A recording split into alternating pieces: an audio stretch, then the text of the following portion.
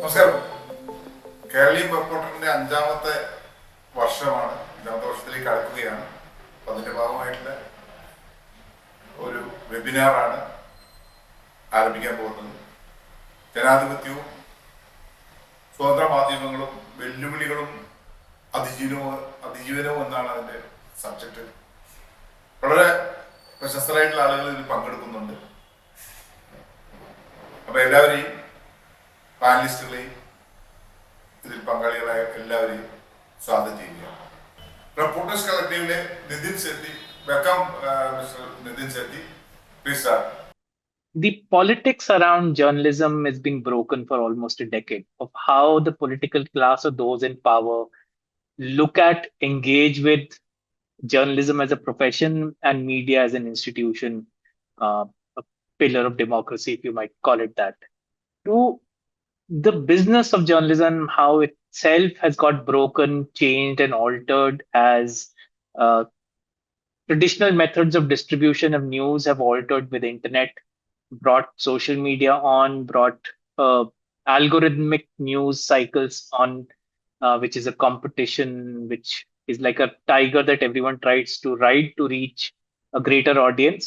And it brings twofold impacts. One, it democratizes who can produce news, but it also creates an immense noise and also links up what journalism we produce to the demands of an algorithm, which are for the profit of a few corporations that run those algorithms. 3, I think there is a question today of what the original institutions of journalism are unable to do and what, with its limited resources, independent journalism is providing for, what holes independent journalism is filling. Let me try and address quickly the first part of the government and the powerful's relationship with journalism as a profession and the business of media per se. It's the relationship between the powerful and the journalists has always been difficult. Cannot by logic be good, because the job of journalists was to question and test those in power, to produce information, knowledge, and understanding of what the government or those in power, whether outside in the private sector or in regimes, did not want citizens to know. It is quite logical, therefore, that those in power at any given time did not enjoy much of it and would try to at sometimes stunt journalism, hit journalism, lower it a rank or more. But what we've seen in the last 10, 11 years, I think has been quite incredible in how these relationships have been tattered. How at a time when citizens are not allowed to speak and anyone speaking against the government is inflated to be speaking against the state itself, journalism has suffered several hits from those in power. Many methods have been deployed by those in government and in powerful spaces to make it difficult for both journalistic institutes and individual journalists to do their work with both independence, with a reasonable dignity of livelihood, and to do it in safety. At least in my experience over the last 25 years, we've not seen such a bad situation that we see now. And the consequences are suffered much worse by journalists and journalistic institutions in states, in smaller towns, in villages. People like us who largely live in metropolitan towns or in the capital do suffer the consequences of a state which is very brittle, a state that does not want journalism to speak freely. But we've not faced physical threats as much as our colleagues, fraternal colleagues in many parts of the country have. But the seeds of this had been sown for a fairly long while, I would say. It is not as if this is the only government that has tried to restrict journalism or influence what journalists produce. To my mind, if I look back in last 10 years, the incredible work that loads of journalists in independent spaces have done, and I have some of my fraternal colleagues here from Live Law, Mongabay, and other places, KERALEEYAM, who've done this work, I think that work should be measured against the resources that was available to them to do this work. Penny for penny, I think independent journalism in the last decade has produced some incredible work that puts a spotlight on the powerful. Uh, for the resources that are available to them, I think compared to what legacy media organizations had, they've done incredible work. I also see that young journalists in the roughest of times have produced some credible journalism, some spectacular work, again, taking on risks that perhaps largely media organizations did not want to or have not had the spine. But what to me, the second difficulty and challenge that independent media faces today, I think, is the tyranny of the algorithm, where if we use the internet, one, to survive and to distribute our news at scales to citizens across the country and more spaces, the algorithms also push us to produce news at a speed and to produce news along tracks that favors them and perhaps sometimes is not favorable to the democracy itself. It forces us sometimes to be more polarized than we can.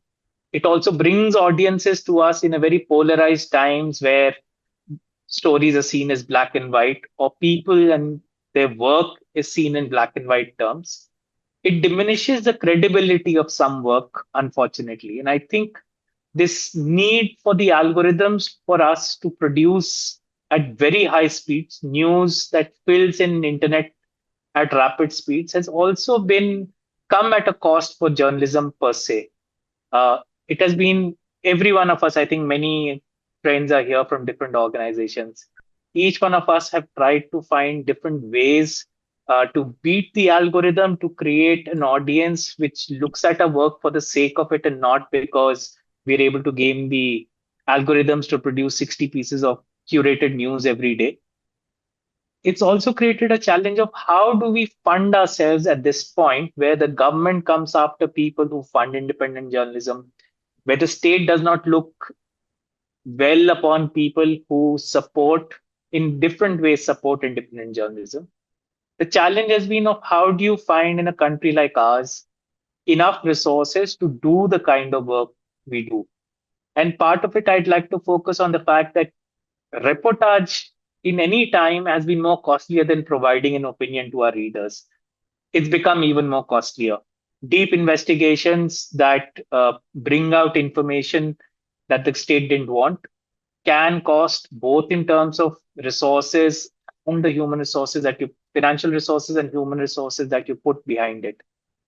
The capacity of our readers and watchers to pay us is limited considering the nature of our society and the way the economic distribution is today of wealth and resources. There are very few people who can afford to pay for news, but it's the poorest who needs this news the most. It's the poorest citizen who suffers the most from malgovernance, from crony capitalism, but it's he or he who can afford to pay the least. How do we create in this new era business models of independent journalism that can create support networks of resources, can yet keep us free from the ideological moorings of our supporters, keep us independent and credit worthy in their view, that they do not see us biased in one way or the other, but they just look at our work and say, does it serve public purpose? I speak ironically at a time when the government has told us that the reporters collective work, such as looking at the electoral bond scam and the Bihar SIR, is not of public purpose. Therefore, I think the challenge is to find at this very difficult juncture a new social contract with the citizen for journalists and for journalism. Uh, Very often, I think tough times are looked upon, and very many journalists talk about the difficulties we face. But I do see this as also a grand opportunity before us of young journalists, of people wishing to stand up to forge a new kind of social contract with citizens, because ultimately, the relationship between capital and journalism is always going to be tenuous if the capital invested in journalism is going to come from a few people. It's always been a challenge, but I think more so now, considering the nature of our political economy, where capital is so closely linked to how the politics of the day works. It is essential to forge a new social contract where citizens find our work creditable enough to support us, find a work powerful enough to support us, and create a new welter of support in a way that perhaps has never existed in India. I must say, while all of us who've got gray a little keep talking about the golden era in the past of journalism, I do see the golden era lies ahead of us. To ironically, to the credit of this government and the union of the BJP, what it's done is destroyed even the pretense of decent journalism that some organizations had while they played their games. It's given us the opportunity to rewrite the relationships between what is a journalistic entity, what is a journalist, and what is their relationship with citizens. I do see, if you look back over the last 10 years, some of the most incredible work has been done by young journalists, not by gray bearded people like me. It's journalists below the age of 40 who produce some fantastic journalism across the board at, again, very minimal resources. And I think to me, that is a sign of hope. I know it's tough times for us, and I think I don't need to tell the gathering here about how rough it's been for journalists who've done this kind of work. Um, at the Reporters Collective, we've written stories that broke scams. At the same time, we've had to write stories about our fellow journalists who've been killed for breaking such scams. It's not the best thing to do, but I can't imagine why this journalism would be easy. This kind of journalism that not only talks soft, but speaks hard and harsh truth and speaks it without fear, without hedging, will at all times be difficult. I always say this as journalists, we are like ants trying to challenge an elephant called the government and the private sector, which is so powerful. It is quite inevitable that eventually the elephants will try to crush ants like us. It is part of the game. I think it's part of our responsibility to acknowledge these difficulties, but to also look at what are the opportunities ahead. I look at my colleagues here and look at 10 years ago, these opportunities did not exist to create new platforms of different kinds, regional, national, international. I look at live law 15 years ago, legal reporting itself was so constrained. Live law completely altered the scape of what legal reporting in India can be. And again, this is, I think, in part the entrepreneurship and the thought in the team. Two, it's also the ability to connect with a larger audience base, serve a greater audience than what legacy newsrooms did, and build a model around this. The third challenge, and I think this is the one I still don't have answers to, and I look forward to hearing others on this, is in this era where opinions are a multitude, where quick reporting in the name of saying we're doing gentle reporting, feature reporting has become sometimes an escape from putting the harsh truth out. How do we help our readers and those who watch our work distinguish between good, rigorous reportage and opinion? How do we create an understanding for citizens to value reportage, take it as a base for them to form informed opinions in society? Um, the the method and the business of opinion making in India is so cheap, unfortunately, that it overshadows great reportage that is done by many. It is not just true of India. I think it's true of across the world where we've seen television first and then online media take over spaces. Uh, it's just what online media does. It's just the investment needed in great reportage at times. We aren't The Reporters Collective is not the only one, I would say, who does this. There are several others who've attempted this over years, have built steady ships. Some experiments which have failed, some have worked. But I think there are learnings here for all of us. I would pause here at this moment and hear my colleagues with again an insistence that this is not a time to just complain and carp about the horrible period that we go through as journalists. I think it's a time for us to forge a new understanding, share resources, collaborate with each other to find ways to do more than we can, even with the limited resources we have, to share not just resources in terms of finances, resources in terms of how we work, how we push each other forward. Also, there is great space at the moment in India. I think if you look across the country, there's a welter of new journalistic enterprises opening up. by people, leaders who earlier didn't have the opportunity from different communities, disadvantaged ends of society. It's a great space. I think while we can all, in some petty ways look at each other and saying, oh, he's doing better and I'm doing worse, or vice versa. This is a point in time where I think we are forging a new way of doing journalism in India. Um, to just give you metrics, there have been days when I've seen work of ours and others spread far wider than what even legacy newsrooms were able to with the peak and might of their distribution. And this is, to me, the sign of what good journalism can do. It can break the logic of what standard business practices told you. A good journalism can ensure that even at this juncture, where the powerful are too powerful, that they can be held accountable. Um, Maybe not in the immediate. If I remember, go back to again how the Reporters Collective started when in 2019 we brought out the elect scam. At that point, it was too early and it just hit the parliament and it vanished, and the Supreme Court sat on it for several years. But eventually, even a reluctant Supreme Court had to come out and pass an order saying the electoral bonds are unconstitutional. We've seen changes happen. And even if, for younger colleagues here, if you wonder at this point, what is the point of this journalism? Does it really work for democracy? I think the basic need to document what happens to society at this stage, in this time, is essential.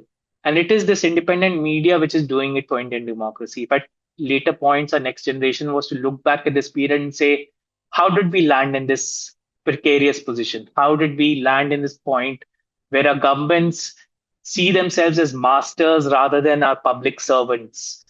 It would be only work done by independent journalists today which would provide the right answer, which would provide enough information to citizens to see how we land here so that we don't repeat this. I'll pause here and want to listen to my other colleagues.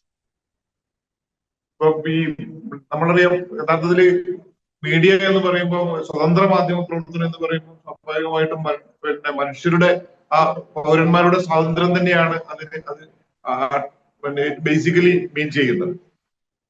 മാധ്യമങ്ങൾക്ക് മാത്രമായി ഒരു സ്വാതന്ത്ര്യമുണ്ടോ എന്നുള്ള ഒരു ചിന്തയൊക്കെ മറ്റൊരു തരത്തിൽ നമുക്ക് മാറ്റിയാണ്. പക്ഷെ മനുഷ്യരുടെ തന്നെ സ്വാതന്ത്ര്യം എവിടെയൊക്കെയോ പിന്നെ തളച്ചിടപ്പെടുന്ന അല്ലെങ്കിൽ കട്ട് ചെയ്യുന്ന ഒരു ഘട്ടത്തില് മാധ്യമങ്ങളുടെ ഒരു സ്വാതന്ത്ര്യത്തെ എത്രത്തോളം, അതും പ്രത്യേകിച്ച് ഇൻഡിപെൻഡന്റ് മീഡിയാസിന്റെ ഒരു ഫ്രീഡം എന്ന് പറയുന്നത് എത്രത്തോളം നമുക്ക് മുന്നോട്ട് കൊണ്ടുപോകാൻ കഴിയും എന്നത് തന്നെയാണ് ഏറ്റവും ഗൗരവപ്പെട്ട ഒരു വിഷയം. അപ്പൊ അത് എനിക്കൊന്ന് ആദ്യം നമ്മൾ നിതിൻ നമ്മളോട് പറഞ്ഞതും അത് നേരിടുന്ന വെല്ലുവിളികളും ഒക്കെ തന്നെയാണ്. തുടർന്ന് ഇതില് വളരെ വ്യക്തമായി തന്നെ ഈ മേഖലയിൽ ഇടപെടുന്ന ആളുകളാണ് നമ്മുടെ ഈ പാനലിൽ ഇരിക്കുന്ന എല്ലാവരും. അവരുടെ മേഖലയിൽ അവർ വളരെ ഗൗരവത്തിലുള്ള ഇടപെടൽ നടത്തുന്നവരാണ്. അതുകൊണ്ട് തന്നെ പിന്നെ ബിനു മാത്യുവിന്റെ ഒരു പോയിന്റ്സ് എവിടെയാ എന്താണെന്നുള്ളത് നമുക്കൊന്ന് കേൾക്കാൻ തോന്നും. Good evening, everyone. It's a written note. I have prepared a written note. Let me begin with two rhetorical questions. Why do we do journalism? What really is media? I will answer the second question first. Media, as we know, works within the capitalist paradigm. Barring a few early years of its inception, it has always worked for profit. In the Indian context, during the independence struggle, media stood for a cause rather than profit. But especially since the neoliberal period, it works only for profit. Its sole aim is to protect and sustain the system that enables profit. Look at the New York Times or the Washington Post, and here in India, Times of India, and in Kerala, Malayalam Manorama or Madhubhumi. They always stand with the system, even to the extent of hiding the truth or spreading outright lies. Think about Iraq, Afghanistan, Libya, and now Gaza. How did they report? Or how do they continue to report? The truth is, mainstream media has blood on its hands, the blood of millions of innocent people. Now, look at our own hands. Do we see blood on them? I would say no. That's the difference between mainstream media and alternative media. We work to give voice to the most disempowered people in the world. We bring out truths that the mainstream media hides. Most importantly, we try to change the system. It is a necessary evil that we have to operate within the system. Sadly, many of us have inherited its evils. Yes, we are David facing Goliath with just a stone in our hands. At first glance, we are destined to fail. But if we act collectively, we can win. And to act collectively, we must cultivate and spread solidarity among ourselves and among the larger public. Let me explain from my own experience. Countercurrents is not just an Indian website. At least 70% of the content we publish has an international dimension, and our readership is global. When I started in 2002, my model was ISNet. Now it is ISNetwork.org, edited by Michael Albert, where Noam Chomsky and other intellectual giants of the world regularly wrote.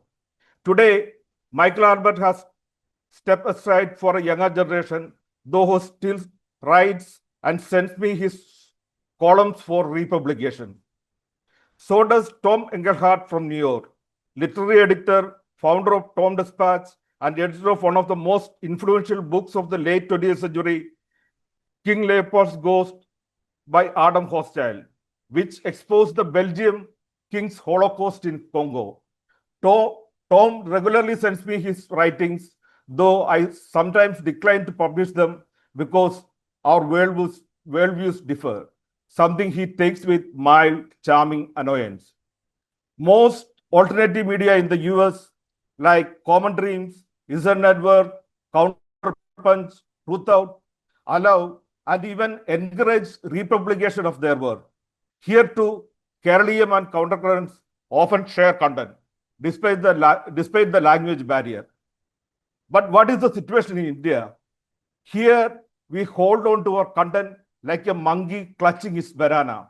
It is self-defeating. This brings me back to the first question. Why do we do journalism? My answer, to change the system.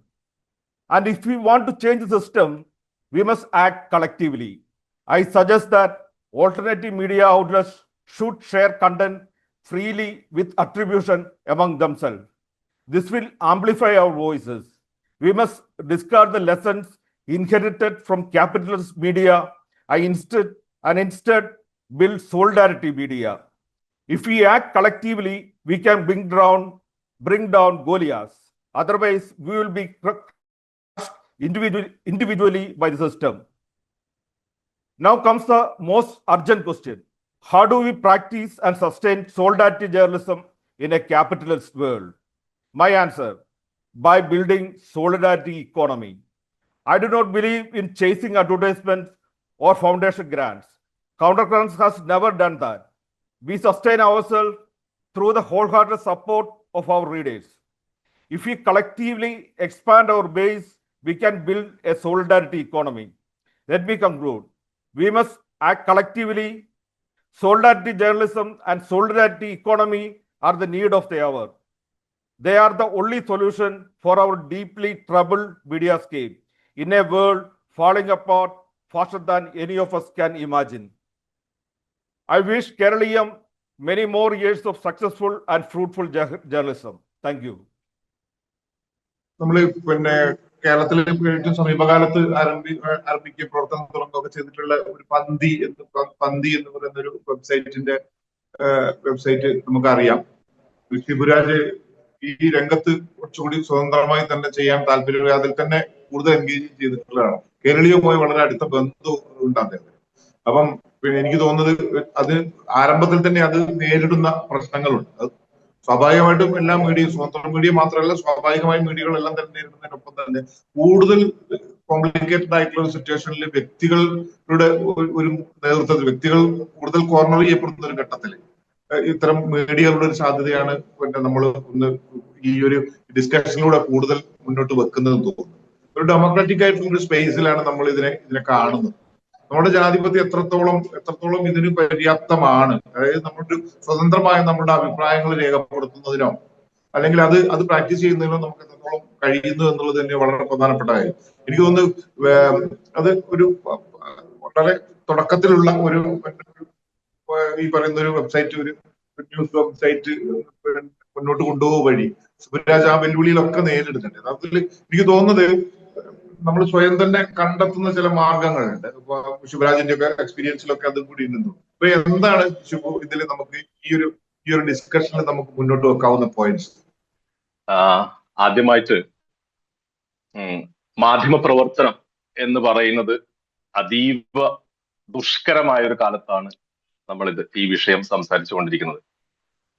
അപ്പൊ അതിനോടനുബന്ധിച്ചിട്ട് ഒരു പക്ഷേ ഒരു പ്രധാനപ്പെട്ട ഒരു കാര്യം നമ്മൾ ആലോചിക്കേണ്ടത്, ഇതിനു മുന്നേ ഒരുപക്ഷെ മോദി സർക്കാർ അധികാരത്തിൽ വരുന്നതിന് മുന്നേ ഇന്ത്യയിൽ നിലനിന്നിരുന്നത് ഒരു സ്വതന്ത്ര മാധ്യമ പ്രവർത്തനമായിരുന്നു. മാധ്യമം അല്ലെങ്കിൽ മീഡിയ എന്ന് പറയുന്നതിന്റെ ഒരു സാധ്യത മാത്രമാണല്ലോ ജേർണലിസം. ആ ജേർണലിസം എങ്ങനെയായിരുന്നു സ്വാതന്ത്ര്യത്തിന് ശേഷം ഒരുപക്ഷെ നമ്മൾ നോക്കിക്കാണുമ്പോൾ എങ്ങനെയായിരുന്നു അത് നിലനിന്നിരുന്നത്?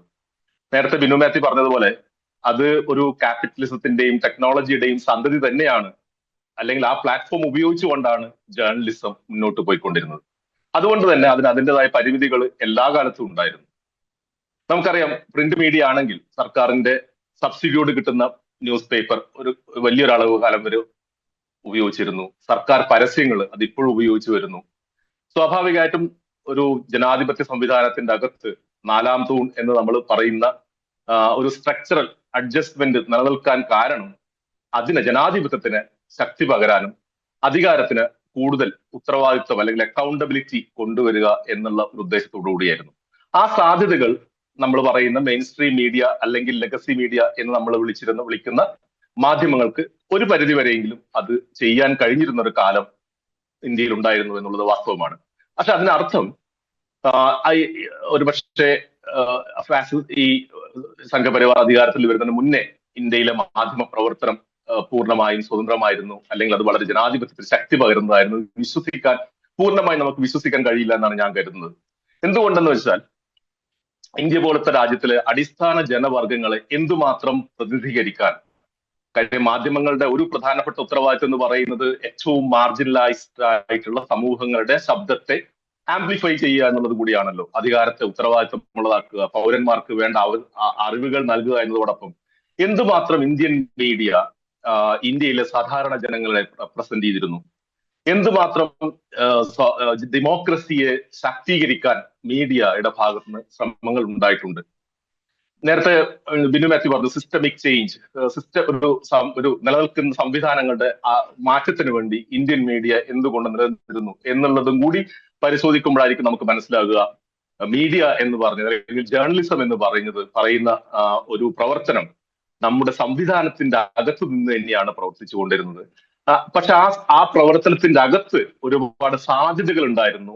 നമ്മൾ ഒരുപക്ഷെ ഏറ്റവും മുഖ്യധാരാ മാധ്യമങ്ങൾ എന്ന് വിളിക്കുന്ന വലിയ വലിയ ഇൻഡസ്ട്രിയലിസ്റ്റുകളുടെ ഫൈനാൻഷ്യൽ സപ്പോർട്ട് കൂടി ഇന്ത്യയിൽ നിലനിരുന്ന മാധ്യമങ്ങളിനകത്ത് തന്നെയാണ് നമ്മൾ ഇത്രയും കാലം പല വ്യത്യസ്തമായ അഭിപ്രായങ്ങളും കേട്ടുകൊണ്ടിരുന്നത്, അല്ലെങ്കിൽ നമ്മൾ വായിച്ചുകൊണ്ടിരുന്നത്, അറിഞ്ഞുകൊണ്ടിരുന്നത്. അതിനാണ് ഇപ്പം കഴിഞ്ഞ ഒരു 10-15 വർഷമായി നമുക്ക് വലിയൊരു തടസ്സം നേരിട്ടിരിക്കുന്നത്. അങ്ങനെ ഒരു പ്രവർത്തനം നടക്കുമ്പോഴും നമുക്ക് അന്നും ഓൾട്ടർനേറ്റീവ് എന്ന് പറയാവുന്ന അല്ലെങ്കിൽ ഇത്തരം മെയിൻ സ്ട്രീം മാധ്യമങ്ങളുടെ ബാധ്യതകളില്ലാത്ത, അത്രത്തോളം കോംപ്രമൈസ് ചെയ്യപ്പെടാത്ത മാധ്യമങ്ങൾ അതിനു മുമ്പേ ഉണ്ടായിരുന്നു. അതിപ്പം കേരളത്തിന്റെ പശ്ചാത്തലത്തിൽ നമുക്ക് ലിറ്റിൽ മാഗസിന്റെ ഒരു സാന്നിധ്യം കാണാം. അപ്പം ഇന്ത്യയുടെ പശ്ചാത്തലത്തിൽ പല ചെറിയ മാധ്യമങ്ങൾ ഒരുപക്ഷെ ചില സംഘടനകളുടെയോ അല്ലെങ്കിൽ ചെറിയ വിഭാഗം ജനങ്ങളുടെയോ ആവശ്യങ്ങളെയോ അല്ലെങ്കിൽ അവരുടെ ആശയ പ്രചരണങ്ങളുടെ ഭാഗമായിട്ടും ഇവിടെ ഉണ്ടായിരുന്നു. അപ്പൊ ഇനി നമുക്ക് നമ്മളിപ്പം ഇൻഡിപെൻഡന്റ് മീഡിയ എന്ന് പറയുന്ന ഒരു ടേം നമ്മൾ ഏറ്റവും കൂടുതൽ കേട്ടുകൊണ്ടിരുന്നത്, അതിന്റെ ഒരു ശ്രദ്ധ വളരെയേറെ വന്നത് സ്വാഭാവികമായിട്ടും മോദി അധികാരത്തിലെത്തിയത് കൊണ്ടാണ്. അതെന്തുകൊണ്ടാണ് നമുക്ക് എല്ലാവർക്കും അറിയാം എന്താണ് അവർ ചെയ്തുകൊണ്ടിരുന്നത്. അത് പക്ഷേ മാധ്യമങ്ങളോട് മാത്രമല്ല മറ്റെല്ലാ ഇൻസ്റ്റിറ്റ്യൂഷനെയും കറക്റ്റ് ചെയ്യുന്നത് പോലെ തന്നെ അവർ ഈ ഫോർത്ത് എസ്റ്റേറ്റ് എന്ന് പറയുന്ന മാധ്യമത്തിന്റെ അല്ലെങ്കിൽ ജേർണലിസ്റ്റിന്റെ സാധ്യതകളെയും കൂടി ഇല്ലാതാക്കാൻ ഈ ഒരു സംഘപരിവാർ ഭരണകൂടം ശ്രമിച്ചുകൊണ്ടിരുന്നു. ഇവിടെയാണ് ഇൻഡിപെൻഡന്റ് മീഡിയ. എന്തുകൊണ്ടാണ് ഇൻഡിപെൻഡന്റ് മീഡിയ വന്നത്? നേരത്തെ ഞാൻ പറഞ്ഞ പല പരിമിതികൾക്കകത്ത് നിലനിന്നിരുന്ന മാധ്യമ സ്ഥാപനങ്ങളിൽ നിന്നും സ്വതന്ത്രമായ ശബ്ദം ഉന്നയിച്ചുകൊണ്ടിരുന്ന പത്രപ്രവർത്തകർക്ക് അത് തുടരാൻ കഴിയാതെ വരികയും അവർ പുറത്തേക്ക് കടക്കുകയും തുടർന്നുകൊണ്ട് അവർ ചിലർ പൂർണ്ണമായി നിശബ്ദരായി, പക്ഷെ പലർ തങ്ങൾക്കാവാവുന്ന വിധത്തിൽ, തങ്ങൾക്ക് കഴിയാവുന്ന വിധത്തിൽ ഒരു സ്വതന്ത്ര മാധ്യമ പ്രവർത്തനം നമ്മൾ ഇന്ന് വിളിക്കുന്ന ഓൾട്ടർനേറ്റീവ് മീഡിയ ലാൻഡ്സ്കേപ്പിലേക്ക് വരികയാണ് ചെയ്യുന്നത്.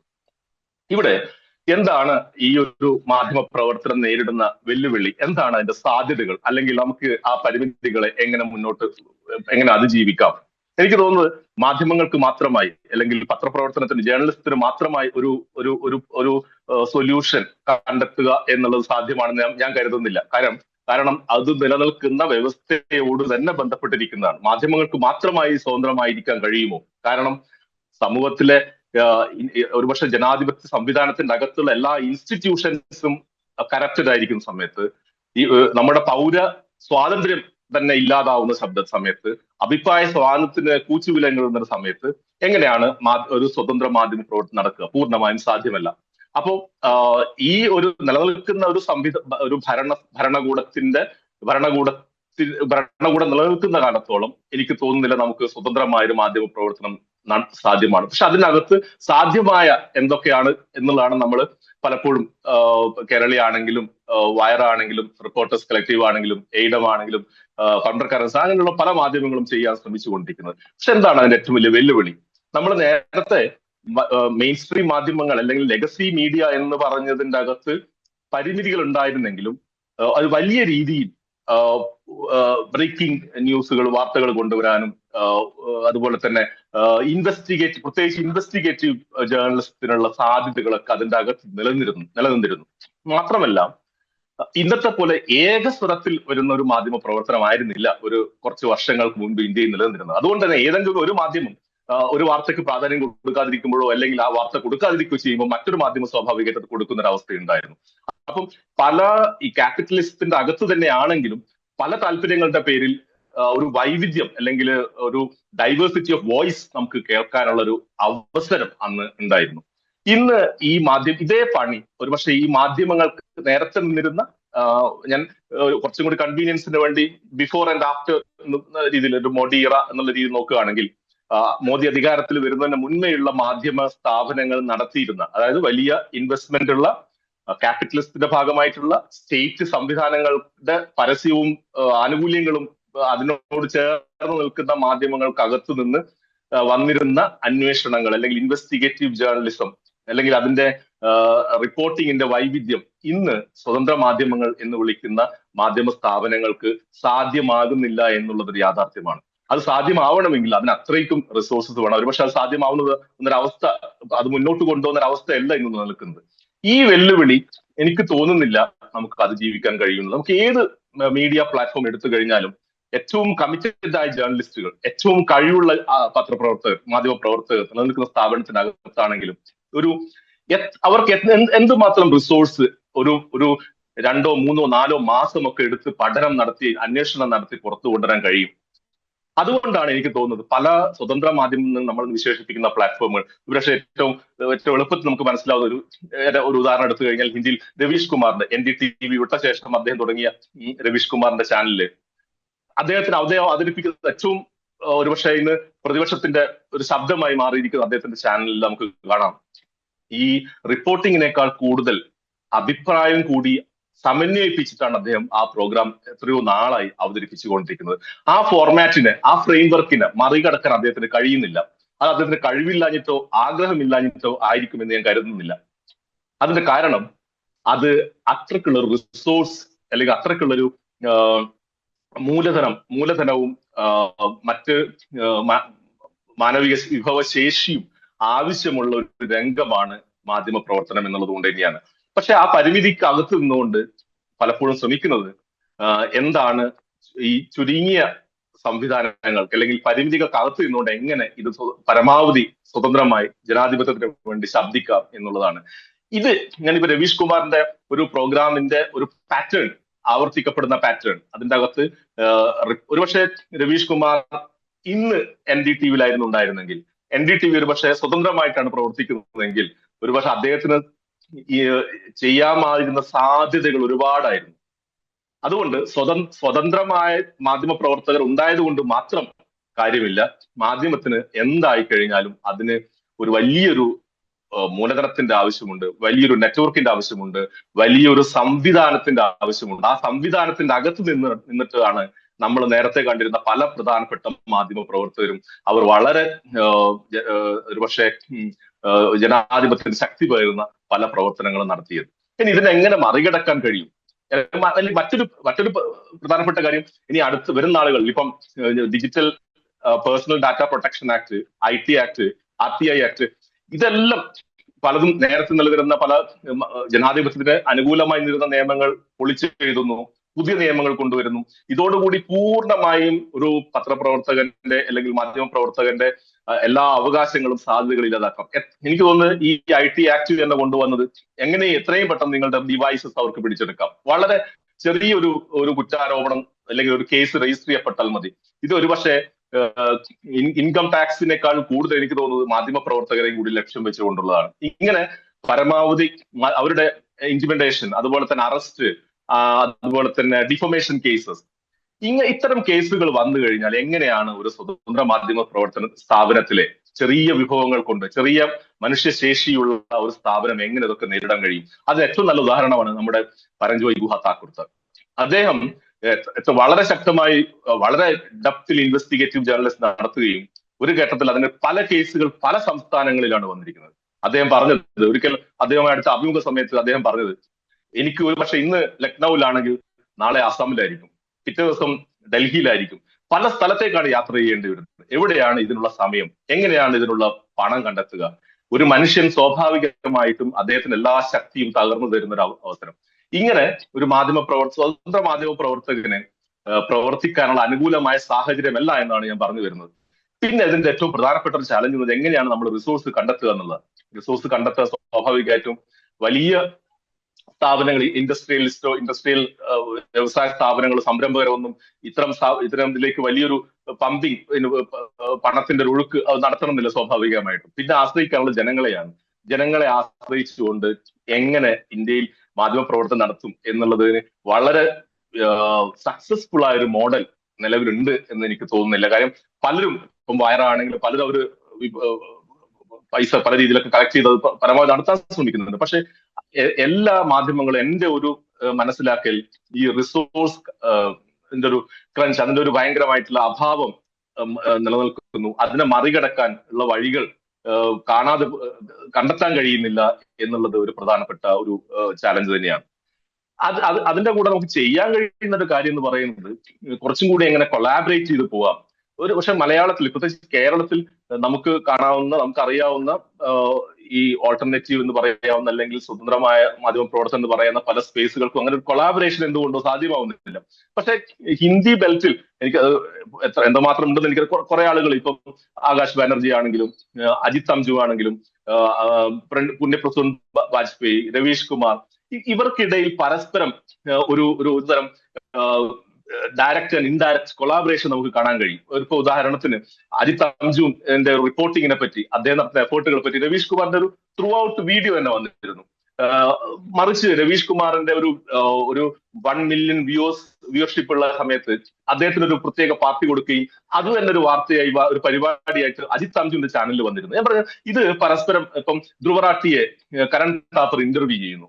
അപ്പൊ ഇങ്ങനെ ഒരു മ്യൂച്വൽ ആയിട്ടുള്ള ഒരു റെസ്പെക്ട്, അതുപോലെ തന്നെ അവർ പരസ്പരം ചെയ്യുന്ന വർക്കുകള് തങ്ങളുടെ പ്ലാറ്റ്ഫോമിൽ കൂടിയുള്ള പങ്കുവയ്ക്കൽ, ഇങ്ങനെയുള്ള പ്രവർത്തനങ്ങൾ കുറച്ചും കൂടി വ്യാപിപ്പിക്കേണ്ടത് പ്രത്യേകിച്ചും നമ്മുടെ കേരളത്തിന്റെ സാഹചര്യത്തിൽ വളരെ അത്യാവശ്യമുള്ള ഒരു കാര്യമാണെന്ന് തോന്നുന്നു. പിന്നെ വേറൊരു പ്രധാനപ്പെട്ട ഒരു ചാലഞ്ച് എന്ന് പറയുന്നത്, ഞാൻ നേരത്തെ പറഞ്ഞ ഒരു വലിയ ഇൻവെസ്റ്റ്മെന്റ് നടത്തി ഒരു ഇൻവെസ്റ്റിഗേറ്റീവ് ജേർണലിസം ചെയ്യാനുള്ള സ്വതന്ത്ര മാധ്യമ സ്ഥാപനങ്ങളുടെ പരിമിതി ഒരു പക്ഷേ ഏറ്റെടുക്കുന്നത്, ചെറിയ രീതിയിൽ ഏറ്റെടുക്കുന്നത് വ്യക്തികളാണെന്ന് എനിക്ക് തോന്നാറുണ്ട്. അല്ലെങ്കിൽ സോഷ്യൽ മീഡിയ. ഇപ്പം ഇൻഡിപെൻഡന്റ് മീഡിയ പോലെ തന്നെ അതിന്റെ മറുവശത്ത് പാരലി നമുക്ക് സോഷ്യൽ മീഡിയയും കൂടി വളർന്നു വരുന്നുണ്ട്. ആ സാധ്യതയും അതിന്റെ പരിമിതികൾ നമ്മൾ കാണാതിരുന്നുകൂടാ.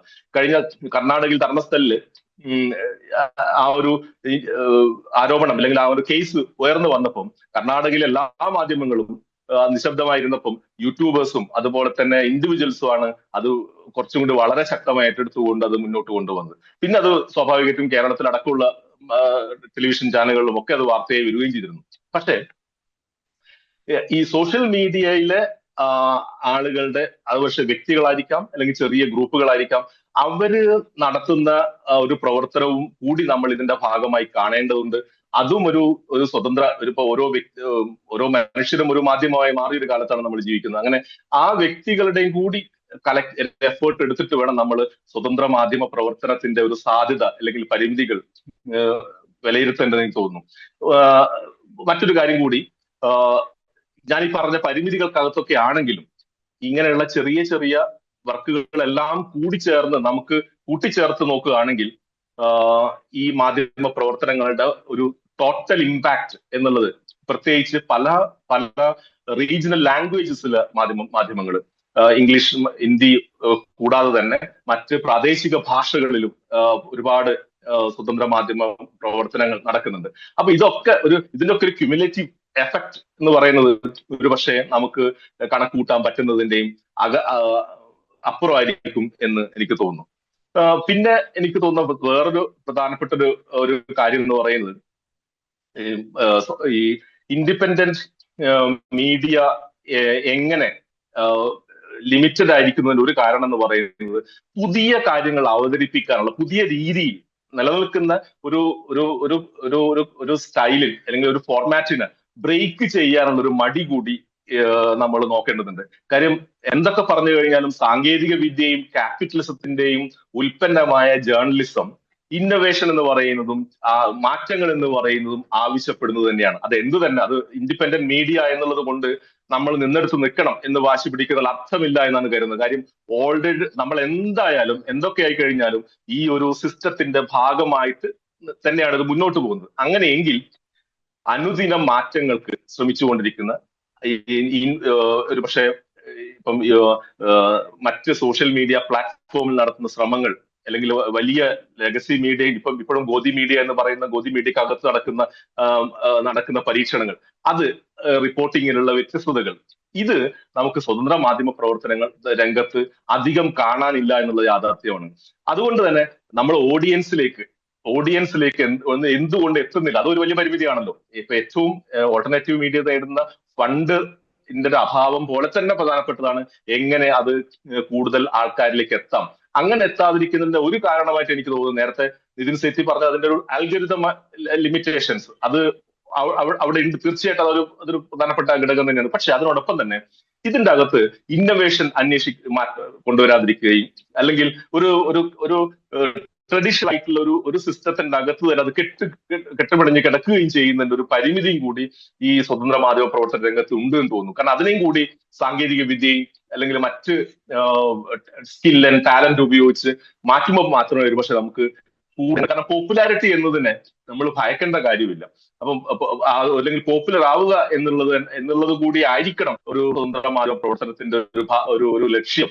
കാരണം അങ്ങനെ നോക്കുമ്പോൾ നമുക്ക് എന്തൊക്കെ മാറ്റങ്ങൾ ഈ രംഗത്ത് കൊണ്ടുവരാം എന്നുള്ള വളരെ ഗൗരവമായ അന്വേഷണം കൂടി നടക്കേണ്ടെന്ന് തോന്നുന്നു. പിന്നെ കേരളത്തിൽ ഞാൻ പന്തിയുടെ ഒരു എക്സാമ്പിൾ എടുത്ത് നോക്കിക്കഴിഞ്ഞാൽ, ഒരു മാധ്യമ പ്രവർത്തനം നടത്തുന്നു എന്നുള്ളത് കൊണ്ട് ആളുകൾ അതിനെ സ്വീകരിക്കാൻ മീൻസ് അതിനെ പ്രത്യേകിച്ച് ഫൈനാൻഷ്യലി സപ്പോർട്ട് ചെയ്യുന്നില്ല. കാര്യം ഞാൻ തന്നെ നടത്തിയ അറ്റംപ്റ്റുകൾ എനിക്ക് തന്നെ അത് വളരെ കുറഞ്ഞ റെസ്പോൺസ് മാത്രമേ അതിൻ്റെ അകത്ത് ഉണ്ടാവുകയുള്ളൂ. അപ്പം ഇതിനെങ്ങനെയാണ് ബ്രേക്ക് ചെയ്യുക എന്നുള്ളതിന് ഒരു പക്ഷെ എനിക്ക് തോന്നുന്നത് നമുക്ക് ജനങ്ങളുമായിട്ട് അല്ലെങ്കിൽ പബ്ലിക് മൂവ്മെന്റ്സ് അല്ലെങ്കിൽ ഓർഗനൈസേഷൻസ് അതുമായിട്ട് എങ്ങനെ സ്വതന്ത്ര കണക്ട് ചെയ്യണം എന്നുള്ളത് കൂടിയുണ്ട്. ഇതിന് ആ പരിമിതി മറികടക്കാൻ കഴിയുമെന്ന് തോന്നുന്നു. ഞാൻ അവസാനിപ്പിക്കാം. എന്തായാലും സ്വതന്ത്ര മാധ്യമ പ്രവർത്തനത്തിന് അത്ര വലിയ ഒരു സാധ്യതകൾ നിലനിൽക്കുമ്പോഴും പരിമിതികൾ നിലനിൽക്കുമ്പോഴും അതിന്റെ ആവശ്യകത യാതൊരു സംശയവുമില്ല. എന്തായാലും ഞാൻ നിർത്താം. Thank you very much. പിന്നെ നമ്മളുടെ ഒരു സാധാരണ നിലയിലുള്ള ഒരു തുടക്കത്തിലുള്ള ഒരു മാധ്യമം നേരിടുന്ന പ്രശ്നങ്ങൾ മാത്രമല്ല, സ്വാഭാവികമായിട്ടും ഇതിന്റെ ഒരു അതായത് നമ്മുടെ ഈ മാറിയ സിറ്റുവേഷനിൽ പറയുന്ന പുതിയ ഭരണക്രമത്തിന്റെ കീഴിൽ നമ്മൾ എത്രത്തോളം നമ്മൾ കോംപ്ലിക്കേറ്റഡ് ആണ് മനുഷ്യ ജീവിതം അല്ലെങ്കിൽ സാമൂഹ്യ ജീവിതം എന്നുള്ളത് വ്യക്തമാക്കുന്നതാണ്. അപ്പൊ എനിക്ക് തോന്നുന്നത് അംബികയായിട്ട് നമുക്കൊന്ന് സംസാരിച്ചു നോക്കാം. ഒന്ന് എനിക്ക് തോന്നുന്നത് വളരെ പ്രധാനപ്പെട്ട ഒരു കാര്യം അതായത് ഈ വാർത്തകളുടെ, അതായത് ടെക്നോളജി ഭയങ്കര വിപുലമായപ്പോൾ ടെക്നോളജി വളരെ ഉള്ളിൽ നമ്മളെ പൂർണ്ണമായും നമ്മൾ കീഴടക്കാവുന്ന നിലയിലേക്ക് നമ്മുടെ ഇൻഫർമേഷൻ ടെക്നോളജിയുടെ വളർച്ച ഇതിലിടയിൽ സൃഷ്ടിക്കുന്ന കുറച്ച് പ്രശ്നങ്ങളുണ്ട്. പ്രശ്നങ്ങൾ എന്ന് പറഞ്ഞാൽ ഇതിലെ ക്രെഡിബിലിറ്റി എന്ന് പറയുന്നത് നമ്മുടെ സേത്തി നേരത്തെ സൂചിപ്പിച്ചത് അതാണ്. ക്രെഡിബിലിറ്റി ഒരു വലിയ ഒരു പ്രോബ്ലമായിട്ട് തന്നെ നൽകാൻ സാധിക്കും. ഇൻഡിപെൻഡന്റ് ജേർണലിസം എന്ന് പറയുന്നത് എന്താണ്, അതിന്റെ ഒരു നിർവചനം എത്രത്തോളം ഉണ്ടാവും എന്നുള്ളത് നമുക്കൊന്ന് പരിശോധിക്കണം. അതുപോലെ തന്നെ നമുക്ക് അംബികയിൽ നിന്ന് നമുക്കൊന്ന് ഈ കാര്യങ്ങളെ കുറിച്ച് നോക്കാം. എത്രമാത്രം നമുക്ക് ഈ പറയുന്ന ഈ ഇൻഡിപെൻഡന്റ് ജേർണലിസം സാധ്യമാണ്, ഒരു ഏതെങ്കിലും പ്രത്യയശാസ്ത്രങ്ങളുടെ കൂടെ നിന്ന് നമുക്ക് അതിനെ പിന്തുണച്ചുകൊണ്ട് നമുക്ക് ഇതിനെ നമുക്ക് മുന്നോട്ട് കൊണ്ടുപോകാൻ കഴിയുമോ എന്നുള്ളൊരു ചോദ്യം കൂടിയുണ്ട്. അംബിക. എന്തായാലും സന്തോഷം. ഇങ്ങനെ ഒരു യോഗത്തിൽ പങ്കെടുക്കുക എന്നുള്ളത് വലിയ കാര്യമായിട്ട് ഞാൻ കാണുന്നു. ഇതില് നിലവിലുള്ള ഇന്ത്യൻ അവസ്ഥ ശരിക്കും പറഞ്ഞാല് ഇപ്പൊ നമുക്കറിയാം, നീണ്ട കാലത്തെ 5-6 മാസത്തെ ശരിക്കും പറഞ്ഞാൽ ഇൻവെസ്റ്റിഗേറ്റീവ് ജേർണലിസത്തിലൂടെയാണ് നമ്മുടെ പ്രതിപക്ഷ നേതാവ് ഒരുപാട് കാര്യങ്ങൾ പുറത്തു കൊണ്ടുവന്നിട്ടുള്ളത്. അത്തരമൊരു കാര്യം ചെയ്യുമ്പോഴും മാധ്യമങ്ങൾക്ക് എത്രമാത്രം അത് ചെയ്യാൻ കഴിഞ്ഞു എന്നുള്ളത് നമ്മൾ ആലോചിക്കേണ്ടതുണ്ട്. ഇപ്പോൾ കേരളത്തിൽ നമുക്കറിയാം പല പൊളിറ്റിക്കൽ ലീഡേഴ്സും തൃശ്ശൂർ നടന്നിട്ടുള്ള വോട്ട് ചോരിയെ കുറിച്ചിട്ട് വളരെ കൃത്യമായിട്ട് പറയുകയുണ്ടായി. കേരളത്തിലെ മാധ്യമങ്ങൾ എന്തുകൊണ്ടാണ് ആ വഴിക്ക് അന്വേഷിച്ച് പോവാതിരുന്നത്? നമ്മളുടെ ഒരു ശരിക്കും പറഞ്ഞാൽ ഞാനടക്കമുള്ള നമ്മുടെ എല്ലാവരും ഇപ്പൊ ഇവിടെ കൂടിയിരിക്കുന്ന മലയാളികളായിട്ടുള്ള നമ്മളുടെ എല്ലാവരുടെ ഉത്തരവാദിത്തം മിനിമം എന്താണ് തൃശ്ശൂര് വോട്ട് എങ്ങനെയാണ്, തൃശ്ശൂര് നടന്നിട്ടുള്ള വോട്ട് ചോർച്ചയെ കുറിച്ചിട്ട് കൃത്യമായിട്ട് വിവരങ്ങൾ സഹിതം ഫ്ലാറ്റ് നമ്പറും അല്ലെ എല്ലാം നമുക്ക് കിട്ടിയിട്ട് നമ്മളൊന്നും ചെയ്യാൻ നമുക്ക് കഴിഞ്ഞിട്ടില്ല. അപ്പോ ഈ ഒരു കാലത്ത് ചെയ്യേണ്ടുന്ന ഒരു വലിയ ഉത്തരവാദിത്തങ്ങൾ നമുക്കുണ്ട്. നമ്മളത് വേണ്ട രീതിയിൽ കൊണ്ടുപോകുന്നില്ല. പരിമിതികൾ ധാരാളം ഉണ്ടെന്ന് നമ്മൾ തിരിച്ചറിയുമ്പോഴും നമ്മൾ ചെയ്യേണ്ടുന്ന കുറെ കാര്യങ്ങൾ ഉണ്ടായിരുന്നു, നമ്മളതൊന്നും ചെയ്യുന്നില്ല എന്നുള്ളൊരു കുറ്റബോധമാണ് വാസ്തവത്തിൽ ഇവിടെ ഈ ഇരിക്കുന്ന സമയത്ത് എൻ്റെ ഉള്ളിൽ വല്ലാതെ തോന്നുന്നത്. പരിമിതികൾ ധാരാളം ഉണ്ട്. ഇന്നത്തെ രാഷ്ട്രീയ സാഹചര്യം എന്ന് പറയുന്നത് വളരെ ഭയാനകമാണ്. അതുപോലെ പരിമിതികൾ ധാരാളമാണ്, സാമ്പത്തികമായിട്ടും അല്ലാതെയും ഒക്കെയുള്ള. അതുപോലെ നിയമപരമായിട്ടുള്ള സർക്കാരിന്റെ വേട്ടയാടലുകൾ, അങ്ങനെ ഒരുപാട് വിഷയങ്ങൾ നിലനിൽക്കുന്നുണ്ട്. പക്ഷെ അതൊക്കെ ഉള്ളപ്പോഴും കുറെ പേര് റിസ്ക് എടുത്ത് കുറെ കാര്യങ്ങൾ ചെയ്യുന്നു എന്നുള്ളത് തന്നെയാണ്. അത് മിക്കവാറും നമുക്കറിയാം ഈ ഒറ്റപ്പെട്ട് നിൽക്കുന്ന അല്ലെങ്കിൽ പാരലൽ ഈ രീതിയിൽ അല്ലെങ്കിൽ സ്വതന്ത്രമായി മുന്നോട്ട് പോകുന്ന മാധ്യമ പ്രവർത്തകർ ചെയ്യുന്ന കാര്യങ്ങളാണ്. ഇപ്പം പരഞ്ജലി ഗുഹ ഠാക്കുർത്തെ പോലുള്ള മനുഷ്യർ ചെയ്തിട്ടുള്ള കാര്യങ്ങളല്ലേ നമുക്കറിയാം. അപ്പൊ അങ്ങനെ ഒരുപാട് ഇവിടെ ഇരിക്കുന്ന പലരും ഇപ്പൊ കേരളീയത്തിലടക്കമുള്ള ഒരുപാട് ആൾക്കാർ അങ്ങനെ ഒരുപാട് പേരുടെ റിസ്ക് എടുത്തിട്ടുള്ള അധ്വാനത്തിലൂടെയാണ് കാര്യങ്ങളൊക്കെ പലതും പുറത്തു വന്നിട്ടുള്ളത്. അല്ലാതെ മുഖ്യധാര മാധ്യമങ്ങൾക്ക് ധാരാളം പരിമിതികൾ ഉണ്ട്. അത് ഒന്ന്, അവർ വാങ്ങുന്ന പരസ്യം, സർക്കാരിന്റെ പരസ്യമില്ലാതെ നിലനിന്ന് പോകാനൊന്നും പറ്റില്ല. പക്ഷെ സർക്കാരിന്റെ പരസ്യം വാങ്ങുമ്പോൾ തീർച്ചയായിട്ടും അതിൽ പരിമിതികൾ ഉണ്ടാവും. അതിനകത്ത് വാർത്തകൾക്ക് പരിമിതികൾ വരും എന്ന് തന്നെയാണ് വിചാരിക്കുന്നത്. അതുപോലെ എവിടുന്ന് പരസ്യങ്ങൾ വാങ്ങുന്നോ സ്വീകരിക്കുന്നതിനനുസരിച്ച് നമ്മൾ വിധേയത്വം കൂടുന്നു എന്നുള്ളതാണ്. ജനങ്ങളുടെ സാമൂഹ്യ ഉത്തരവാദിത്വത്തിന്റെ അപ്പുറത്തേക്ക് നമ്മുടെ ഉത്തരവാദിത്വം ഈ പരസ്യദാതാക്കളോട്, അത് സർക്കാരാണെങ്കിലും വേണ്ടില്ല അല്ലെങ്കിൽ മറ്റ് കമ്പനികളാണെങ്കിലും വേണ്ടില്ല, എവിടെയാണെങ്കിലും അപ്പോൾ ആ നിലയിലേക്ക് പോകാനുള്ള സാധ്യതകൾ ധാരാളം ഉണ്ട്. നമുക്കറിയാം തേജസ് എന്ന് പറയുന്ന ഒരു പത്രം നിലനിന്നിരുന്നു കേരളത്തില്. തേജസ് ഇല്ലാതായതിന്റെ പുറകില് അതിന്റെ എന്തൊക്കെ പറയുകയാണെങ്കിലും വളരെ സ്വതന്ത്രമായിട്ട് നിന്നിരുന്ന മാധ്യമം, ഒരുപാട് ജീവനക്കാരതിനകത്ത് ഒരുപാട് ഞാനൊക്കെ ഒരു 6 കൊല്ലത്തോളം ജീവിതത്തിൽ തേജസ് അത്തരം വളരെ സ്വതന്ത്രമായിട്ട് ഒരുപാട് സ്ത്രീകൾ ജോലി ചെയ്തൊരു സ്ഥാപനം, ഒരു 40% കൂടുതൽ സ്ത്രീകൾ ചെയ്ത സ്ഥാപനമായിരുന്നു തേജസ് തുടങ്ങുന്ന സമയത്ത്. അപ്പൊ അത്തരം ഒരു മാധ്യമം ഇല്ലാതാവുന്നത് നമുക്ക് കൃത്യമായിട്ട് അത് മനസ്സിലാക്കാം ആവുന്ന ഒരു കാര്യമാണ്. അത് ആദ്യം സംസ്ഥാന ഗവൺമെന്റിന്റെ ഭാഗത്തു നിന്നും കേന്ദ്ര ഗവൺമെന്റിന്റെ ഭാഗത്തു നിന്നൊക്കെ അതിനുള്ള പരസ്യങ്ങൾ നിഷേധിക്കപ്പെടുകയും അങ്ങനെ സ്വാഭാവികമായിട്ട് അതിനൊരു മരണം സംഭവിക്കുകയാണ് ഉണ്ടാവുന്നത്. വിട്ടുവീഴ്ചകൾക്ക് തയ്യാറാവാതെ നിന്നുപോയതിന്റെ പേരിൽ തേജസ്സിന് മരണം വിധിക്കപ്പെടുന്നു എന്നുള്ളതാണ്. അപ്പൊ അതുപോലെ നമ്മുടെ ആരുടെ കാര്യമാണെങ്കിലും അതെ. അപ്പൊ നമ്മൾ നിലനിന്ന് പോകുന്നത് ഇപ്പൊ മറുവാക്ക് നിലനിന്ന് പോകുന്നു അല്ലെങ്കിൽ ഇപ്പൊ പന്തി നിലനിന്ന് പോകുന്നു. അത് പുറത്തേക്ക് അധികം പൈസയൊന്നും കൊടുക്കാതെ അധ്വാനം പൂർണ്ണമായിട്ട് അതിന്റെ അധ്വാനം എന്നുള്ളത് പൂർണ്ണമായിട്ട് നമ്മൾ തന്നെ ചെയ്യുന്നത് കൊണ്ട് മാത്രമാണ് ഇത്തരം പാരലൽ മാഗസിൻ ഒക്കെ നിലനിന്ന് പോകുന്നത് ഞാൻ വിചാരിക്കണം. പാരലൽ പത്രങ്ങളെ എന്തോ ആവട്ടെ, മീഡിയാസ്, ഏത് പാരലൽ മാഗസിൻ ആണെങ്കിലും അല്ലെങ്കിൽ പത്രമാണെങ്കിലും ഓൺലൈൻ ചാനലാണെങ്കിലും ഒക്കെ നിലനിന്ന് പോകുന്നത് ആ ഒരു രീതിയിലുള്ള അതിന്റെ ഒരു സാമ്പത്തികമായിട്ട് അത് നിലനിന്ന് പോകുന്നത് അധ്വാനം പുറത്തുനിന്ന് അധ്വാനം വാങ്ങേണ്ടി വരാത്തത് കൊണ്ട്, ലേബർ പുറത്തുനിന്ന് വാങ്ങേണ്ടി വരാത്തത് കൊണ്ടാണ് എന്നാണ് ഞാൻ വിചാരിക്കുന്നത്. ഞങ്ങളുടെ ഒരു അനുഭവം അതാണ്. ഇപ്പോൾ കേരളീയത്തിനും അത് അങ്ങനെയാവും ഞാൻ വിചാരിക്കുന്നത്, എനിക്കറിയില്ല. എന്തായാലും ഞങ്ങളെ സംബന്ധിച്ചിടത്തോളം ഞങ്ങൾ പിന്നെ മറുവാക്ക് ഒന്നും ഇറങ്ങാത്തൊരു കാലത്ത്, അതായത് എനിക്ക് തോന്നുന്നു കോവിഡിന്റെ സമയത്തും പ്രസ് വർക്ക് ചെയ്ത ദിവസങ്ങളിൽ നമ്മൾ മറുവാക്ക് ഇറക്കിയിട്ടുണ്ടായിരുന്നു.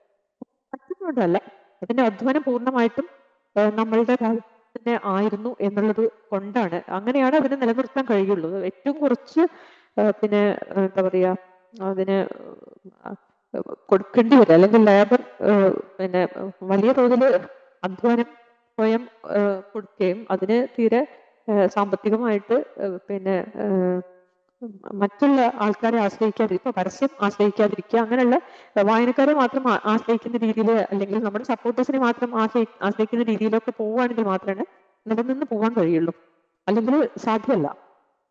ഞാൻ ഇത് മറ്റൊരു കാര്യം പറയാനുള്ളത് എന്താ വെച്ചാൽ, ഇപ്പൊ നമുക്കറിയാം ഹലീമ ബീവിയെ പോലുള്ള പിന്നെ സ്ത്രീകളായിട്ടുള്ള എഡിറ്റർമാരൊക്കെ നിലനിന്ന ഒരു കേരളമാണ്. പക്ഷെ ഇപ്പൊ നമുക്കറിയാം അത്തരം പിന്നെ സ്ത്രീകളുടെ ഇടയിലുള്ള വലിയ പിന്നെ പത്ര അല്ലെങ്കിൽ പിന്നെ ഒരു മൃദുല വെള്ളാരി ഉണ്ടാവാം, സുചിത്ര ഉണ്ടാവാം, അങ്ങനെ കുറച്ച് ആൾക്കാരായിട്ട് മാത്രമായിട്ട് അത് ഒതുങ്ങി പോകുന്നു എന്നുള്ളതാണ് ഞാൻ പറയുന്നത്. എന്താ വെച്ചാൽ വലിയ എഫർട്ട്, ഇപ്പൊ സുചിത്ര എടുത്തിട്ടുള്ള ഒറ്റ എഫർട്ടിന്റെ മുകളിലാണ് കേരളയിൽ എന്ന് പറയുന്ന ഒരു വിഷയം കേരളീയ സമൂഹം അത് ആ രീതിയിൽ അറിയപ്പെടുകയും ചർച്ച ചെയ്യപ്പെടും ഒക്കെ ചെയ്യുന്നത്. പിന്നീടാണ് മറ്റു മാധ്യമങ്ങളിലും ഒക്കെ ഏറ്റെടുക്കുകയും ഒക്കെ ചെയ്യുന്നത്. അപ്പൊ അങ്ങനെ ഓരോരുത്തർ വളരെ എന്താ പറയാ ഓരോ പിന്നെ വിഷയങ്ങളും ഏറ്റെടുക്കുകയും മുന്നോട്ട് കൊണ്ടുപോവുകയും ചെയ്യുന്നതിൽ ഓരോരുത്തരും എടുക്കുന്ന ഒരു എഫർട്ട് ഉണ്ട്. ആ എഫർട്ട് ഇപ്പോ ശരിക്കും പറഞ്ഞാല് വേണ്ട രീതിയിൽ മുന്നോട്ട് കൊണ്ടുപോകാൻ കഴിയുന്നില്ല, സാഹചര്യങ്ങളുടെ സമ്മർദ്ദത്തിന്റെ ഭാഗമായിട്ട് മുന്നോട്ട് കൊണ്ടുപോകാൻ കഴിയുന്നില്ല എന്നുള്ളത് തന്നെയാണ്. ഇതില് പിന്നെ നമുക്കറിയാം ഇപ്പൊ ഓരോ പത്രങ്ങളിൽ മറ്റ് ഇടങ്ങളിലൊക്കെ എന്നുള്ള പോലെ തന്നെ പ്രാതിനിധ്യം എന്നുള്ളത് വളരെ പ്രധാനമാണ്. അത് മാധ്യമ രംഗത്തുള്ള പ്രാതിനിധ്യം നമ്മൾ നോക്കുകയാണെങ്കിലും അതെ, ഒരു ദളിത് വോയിസ് ഉണ്ടായിരുന്നു, അല്ലെങ്കിൽ ഒരു ദളിത് ബന്ധു ഉണ്ടായിരുന്നു, അല്ലെങ്കിൽ ഒരു വിധി രാജശേഖരൻ ഉണ്ടായിരുന്നു. അങ്ങനെയൊക്കെ നമ്മൾ പറയുമ്പോൾ ഇതിന്റെ ഈ പ്രാതിനിധ്യം എന്നുള്ളത് വളരെ പ്രധാനമാണെന്ന് ഞാൻ കാണുന്നു. സ്ത്രീകളുടെ, അതുപോലെ ദളിതരുടെ, അതുപോലെ പിന്നെ മുസ്ലിം കമ്മ്യൂണിറ്റി, അതുപോലെ ക്രിസ്ത്യൻ, ഇതിങ്ങനെ നമ്മൾ ജാതീയമായിട്ടും മതപരമായിട്ടും ലിംഗപരമായിട്ടും ഒക്കെ അടിച്ചമർത്തപ്പെടുന്ന മനുഷ്യരുടെ ഒക്കെ പ്രാതിനിധ്യം എന്നുള്ളത് വളരെ പ്രധാനമാണ്. മാധ്യമരംഗത്ത് ചുരുങ്ങിയ രീതിയിലാണ് ഇന്ന് കാണുന്നത്. മുഖ്യധാര മാധ്യമങ്ങൾ ഇത്തരം കാര്യങ്ങൾക്ക് യാതൊരു പ്രാധാന്യം കൊടുക്കുന്നില്ല എന്നുള്ളതൊരു യാഥാർത്ഥ്യമാണ്. അപ്പോൾ പാരലൽ മാധ്യമങ്ങൾ അല്ലെങ്കിൽ ഈ എന്താ പറയാ ഈ രീതിയിലുള്ള മാധ്യമങ്ങൾ എങ്കിലും അത്തരം കാര്യങ്ങളിൽ കൂടുതൽ ശ്രദ്ധിക്കേണ്ടിയിരിക്കുന്നു, അല്ലെങ്കിൽ അങ്ങനെ മാത്രമേ കഴിയുകയുള്ളൂ. പിന്നെ വേറൊരു കാര്യം പറയാനുള്ളത്, ഇപ്പോൾ എത്ര ഭയാനകമാണ്, അല്ലെങ്കിൽ മാധ്യമപ്രവർത്തകർ എത്രമാത്രം നിയമപരമായിട്ട് പീഡിപ്പിക്കപ്പെടുന്നു, അല്ലെങ്കിൽ ജയിലിൽ അറകൾക്ക് അടയ്ക്കപ്പെടുന്നു എന്നുള്ളത് നമുക്കറിയാം. സിദ്ദിഖാപ്പനെ പോലത്തെ ഒരാള് ഒരു ദലിത് അല്ലെ, ഹാത്രസിലേക്ക് പോയിട്ടുള്ള സിദ്ദിഖാപ്പൻ പുറത്തേക്ക് വരുന്നത് 2.5 കൊല്ലത്തിന് ശേഷമാണ് സ്വന്തം വീട്ടിലേക്ക് എത്താൻ പറ്റണത്. അതുപോലെ മലയാളിയായിട്ടുള്ള റിജാസ് എന്ന് പറയുന്ന ഒരു മാധ്യമപ്രവർത്തകൻ ഇപ്പോൾ ജയിലിലുണ്ട്. അപ്പൊ നമ്മുടെ നാട്ടിൽ നിന്നുള്ള മാധ്യമപ്രവർത്തകർ തന്നെ ജയിലിൽ അടയ്ക്കപ്പെടുന്നുണ്ട്. അവർക്കൊക്കെ വേണ്ടിയിട്ടുള്ള മുറവിളി എന്ന് പറയുന്നത് വളരെ, സിദ്ദിഖിനൊക്കെ വേണ്ടിയിട്ട്, സിദ്ദിഖ് ശരിക്കും പറഞ്ഞാല് KWJയുടെ അംഗമായിരുന്നിട്ട് പോലും വളരെ പിന്നെ പതുക്കെയാണ് അദ്ദേഹത്തിന് വേണ്ടിയിട്ടുള്ള മുറവിളികൾ പിന്നെ ഉയർന്നു വന്നിട്ടുള്ളത്. റിജാസ് എന്ന് പറയുന്ന മാധ്യമപ്രവർത്തകൻ പ്രത്യേകിച്ചിട്ട് മക്തൂബിന് വേണ്ടിയിട്ടാണ് അദ്ദേഹം വർക്ക് ചെയ്തിട്ടുണ്ടായിരുന്നത്. അപ്പൊ അദ്ദേഹമൊക്കെ ജയിലിൽ അടയ്ക്കപ്പെട്ടിട്ട് ഇത്രയും ദിവസമായി ഒരു പിന്നെ പ്രതികരണം പോലും, കാര്യമായിട്ടുള്ള പ്രതികരണം പോലും കേരളത്തിലെ മാധ്യമങ്ങളുടെ ഭാഗത്തു നിന്ന് ഉയർന്നു വരുന്നില്ല എന്നുള്ള വലിയ പ്രതിസന്ധിയാണത്. ഇപ്പൊ മുഖ്യധാര മാധ്യമങ്ങളിൽ നിന്ന് ഇത്തരം ഈ രീതിയിൽ ഇപ്പൊ റിജാസിനെ പോലെ ഒരാൾ റിപ്പോർട്ടിങ്ങിന് പോകാൻ സാധ്യതയില്ല, അല്ലെങ്കിൽ സിദ്ദിഖിനെ പോലെ ഒരാൾ റിപ്പോർട്ടിങ്ങിന് പോകാൻ സാധ്യതയില്ല, അല്ലെങ്കിൽ കുടുങ്ങാൻ സാധ്യതയില്ല. ഇത്തരം റിസ്ക് എടുക്കാൻ തയ്യാറാവുന്നത് പലപ്പോഴും ഈ പാരലൽ മാധ്യമങ്ങളാണ്, അല്ലെങ്കിൽ ഇങ്ങനെയുള്ള ഈ വ്യക്തികളായിട്ടുള്ള അല്ലെങ്കിൽ പിന്നെ എന്താണ് വളരെ ചുരുങ്ങിയ രീതിയിൽ പാരലായിട്ട് പ്രവർത്തിച്ചു പോകുന്ന മാധ്യമങ്ങളിൽ നിന്നാണ് ഈ രീതിയിലുള്ള എഫക്റ്റുകൾ ഉണ്ടാകുന്നത്. അവരാണ് കുടുങ്ങി പോകുന്നത്. കേസുകൾ അവർക്ക് മേലാണ് വരുന്നത്. വ്യക്തിപരമായിട്ട് ഞാൻ പറയുകയാണെങ്കിൽ മാധ്യമ ഒരു ഒരു വ്യക്തി എന്നുള്ള നിലയ്ക്ക് ഞാനിട്ടുള്ള ഒരു FB പോസ്റ്റിന്റെ മുകളിൽ വന്നിട്ടുള്ള ഒരു കേസ് വരുന്നത് മറുവാക്ക് എന്ന് പറയുന്ന മാധ്യമത്തിന്റെ മുകളിലാണ്. മറുവാക്ക് എന്ന് പറയുന്ന പത്രത്തിന്റെ മുകളിലേക്കാണ് ഈ കേസ് വരുന്നത്.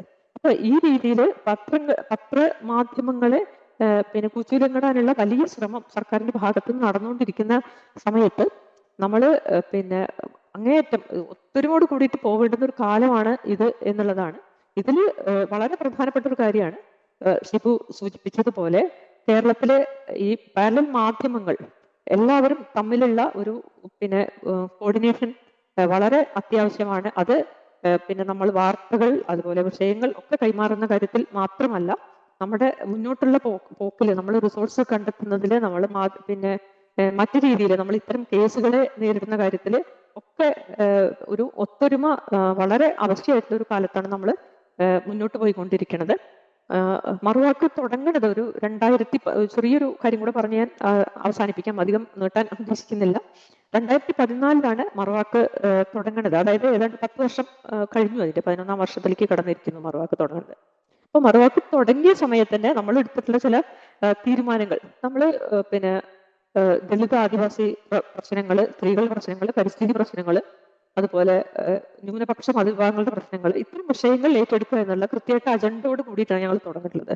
ഞങ്ങൾക്ക് കൃത്യമായിട്ട് പൊളിറ്റിക്സ് ഉണ്ട്. പൊളിറ്റിക്സ് എന്ന് പറയുന്നത് അല്ലെങ്കിൽ ഞങ്ങൾക്ക് പക്ഷമുണ്ട്, കൃത്യമായിട്ടുള്ള പക്ഷമാണ്. അത് അടിച്ചമർത്തപ്പെടുന്ന മനുഷ്യരുടെ പക്ഷത്ത് നിൽക്കുക എന്നുള്ള പക്ഷം ഞങ്ങൾ പിന്നെ തീരുമാനിച്ചത് കൊണ്ട് തന്നെയാണ് മുന്നോട്ട് പോയിട്ടുള്ളത്, ഇതുവരെ മുന്നോട്ട് പോയിട്ടുള്ളത്. ഇനിയും അങ്ങനെ തന്നെയാണ്. അതുകൊണ്ട് തന്നെ ധാരാളം പ്രതിസന്ധികൾ ഞങ്ങൾക്ക് ഉണ്ടാവാം. അത് ഞങ്ങൾ പിന്നെ എന്താ പറയാ നേരിടും. അതുപോലെ ഇവിടെ കൂടിയിട്ടുള്ള ഈ എല്ലാവർക്കും മറുവാക്കിന്റെ അഭിവാദ്യങ്ങൾ അർപ്പിക്കുന്നു.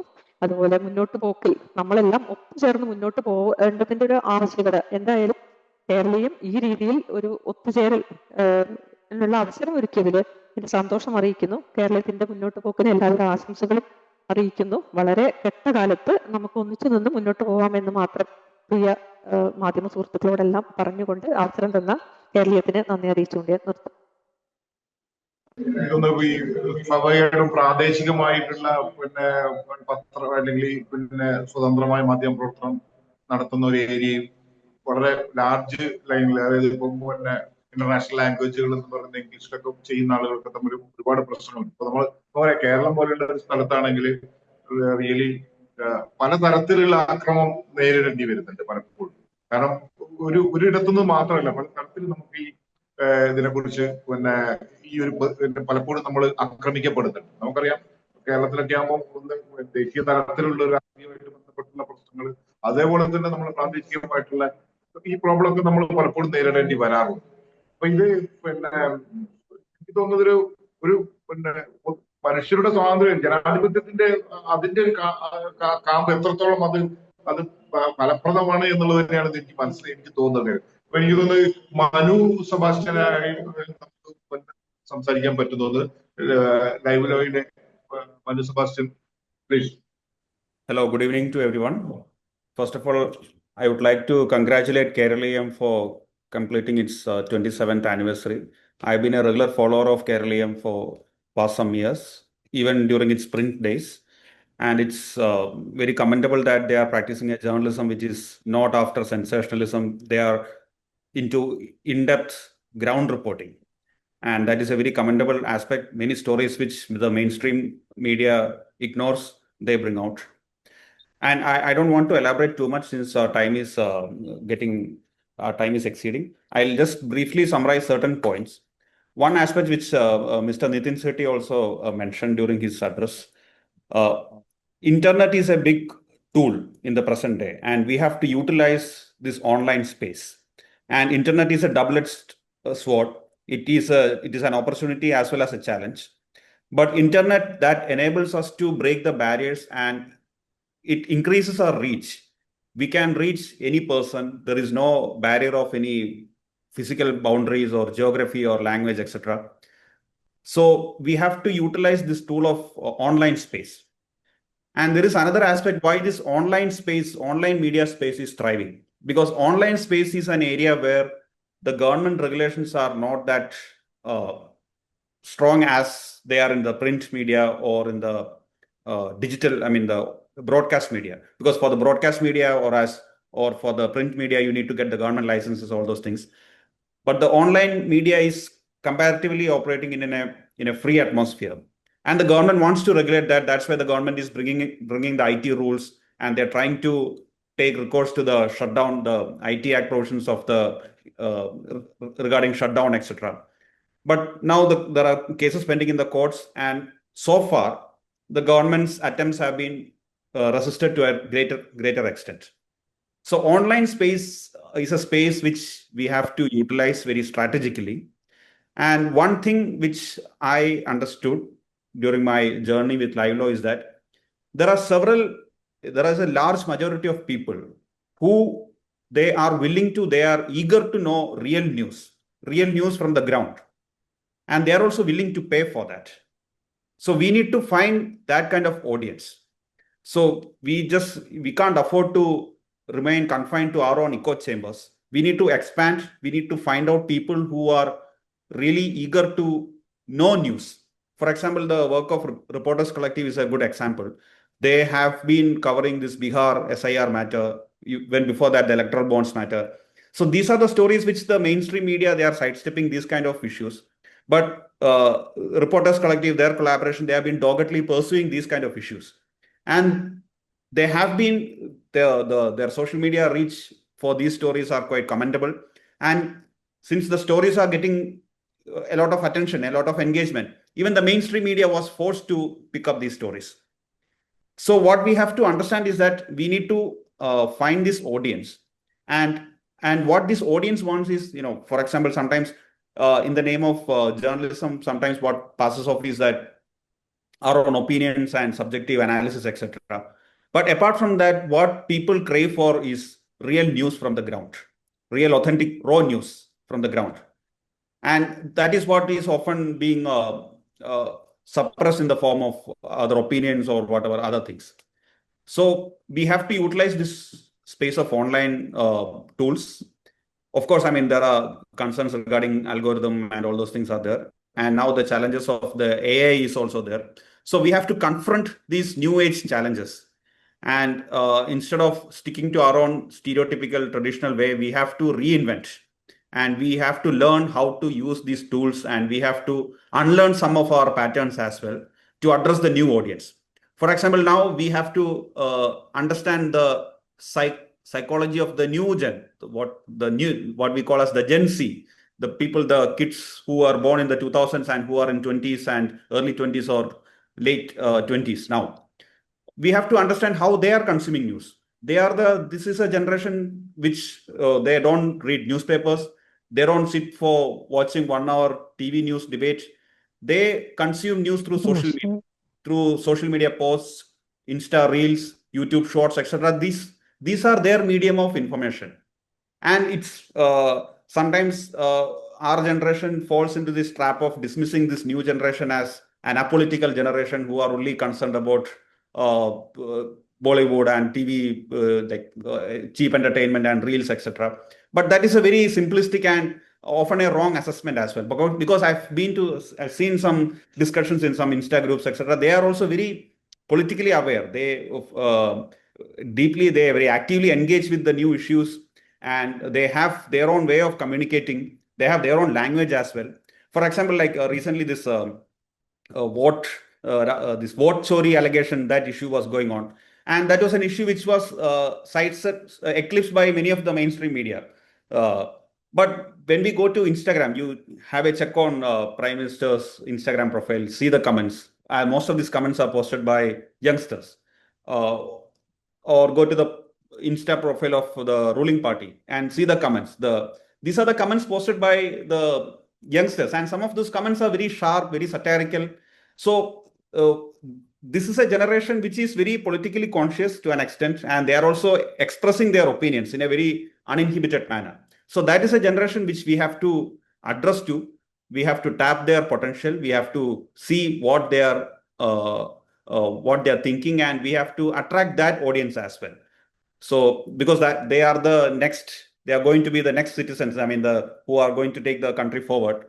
So instead of confining to our own generation, we need to tap this new generation as well, and we need to find tools to attract the new generation.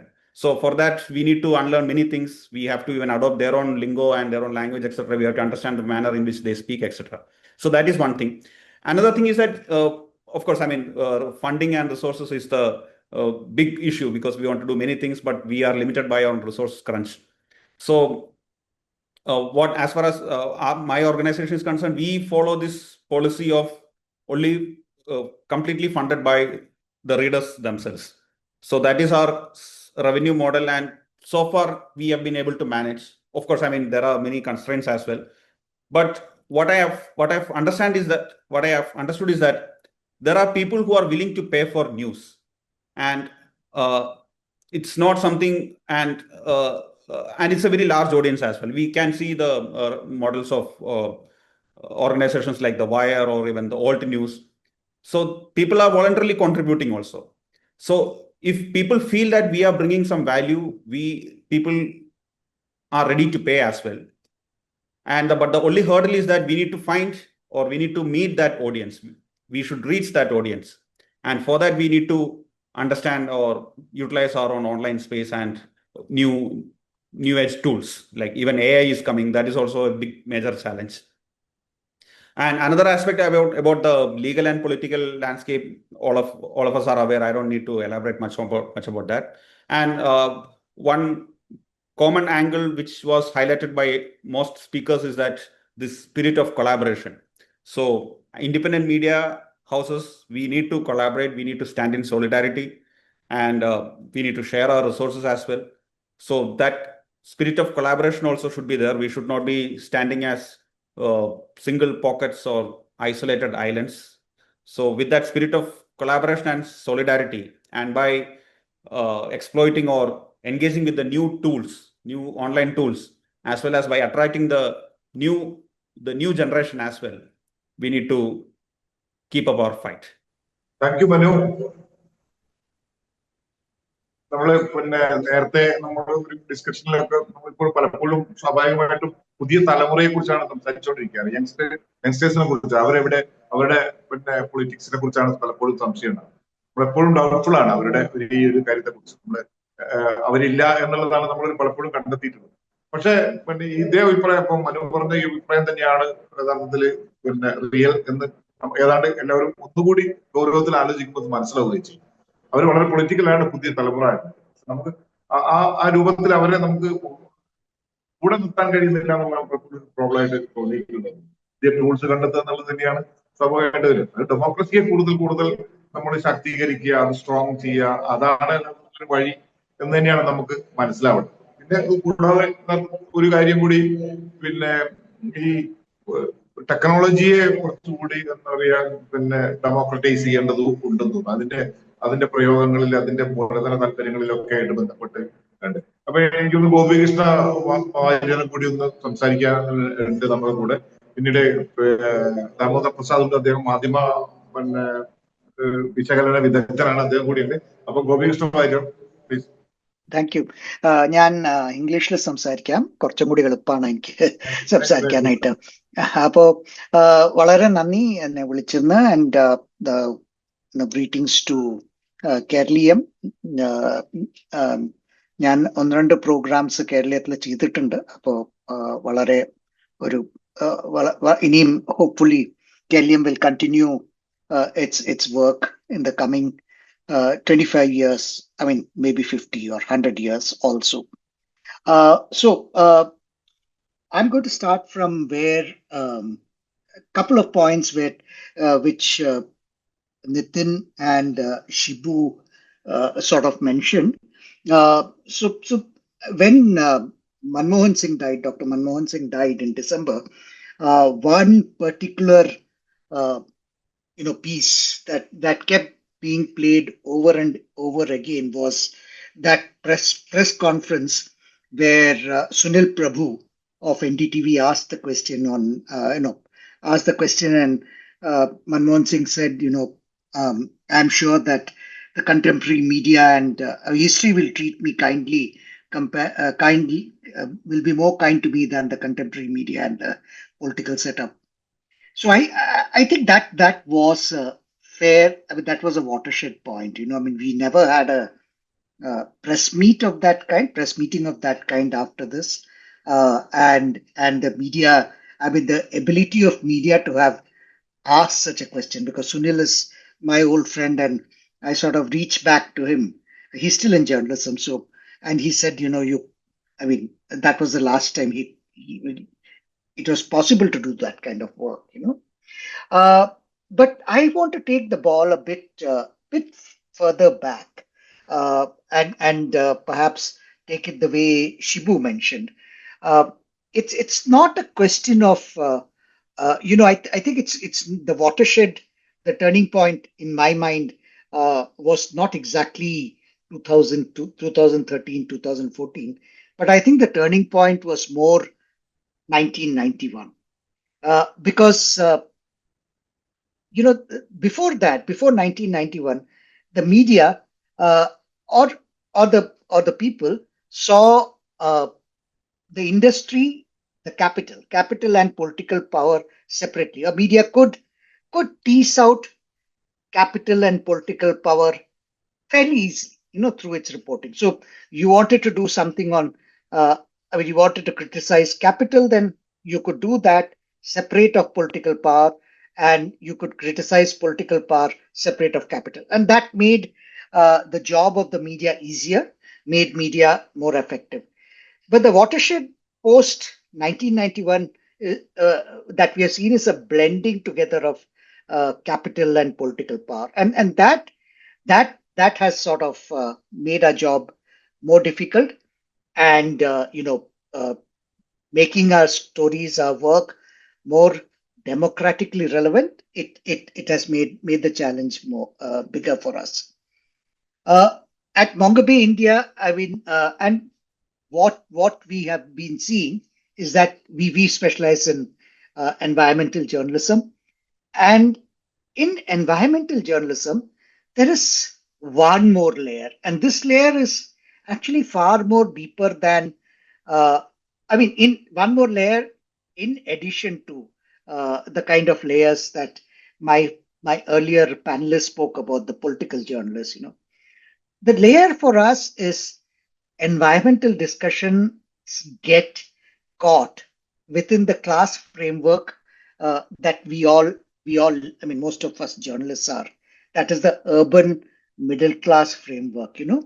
And what we see as environmental issues, environmental crisis, are essentially most of the time urban middle class concerns and framework, and have being aware of that. In Mongabay, India, we have been trying to work with publications that work in the grassroots, and publications sort of who have picked up strength uh, from the grassroots, in the sense their reporters are more barefoot. I mean, I use the word barefoot, but more grassroots reporters. So I mean, of course, we have tried to have many occasions.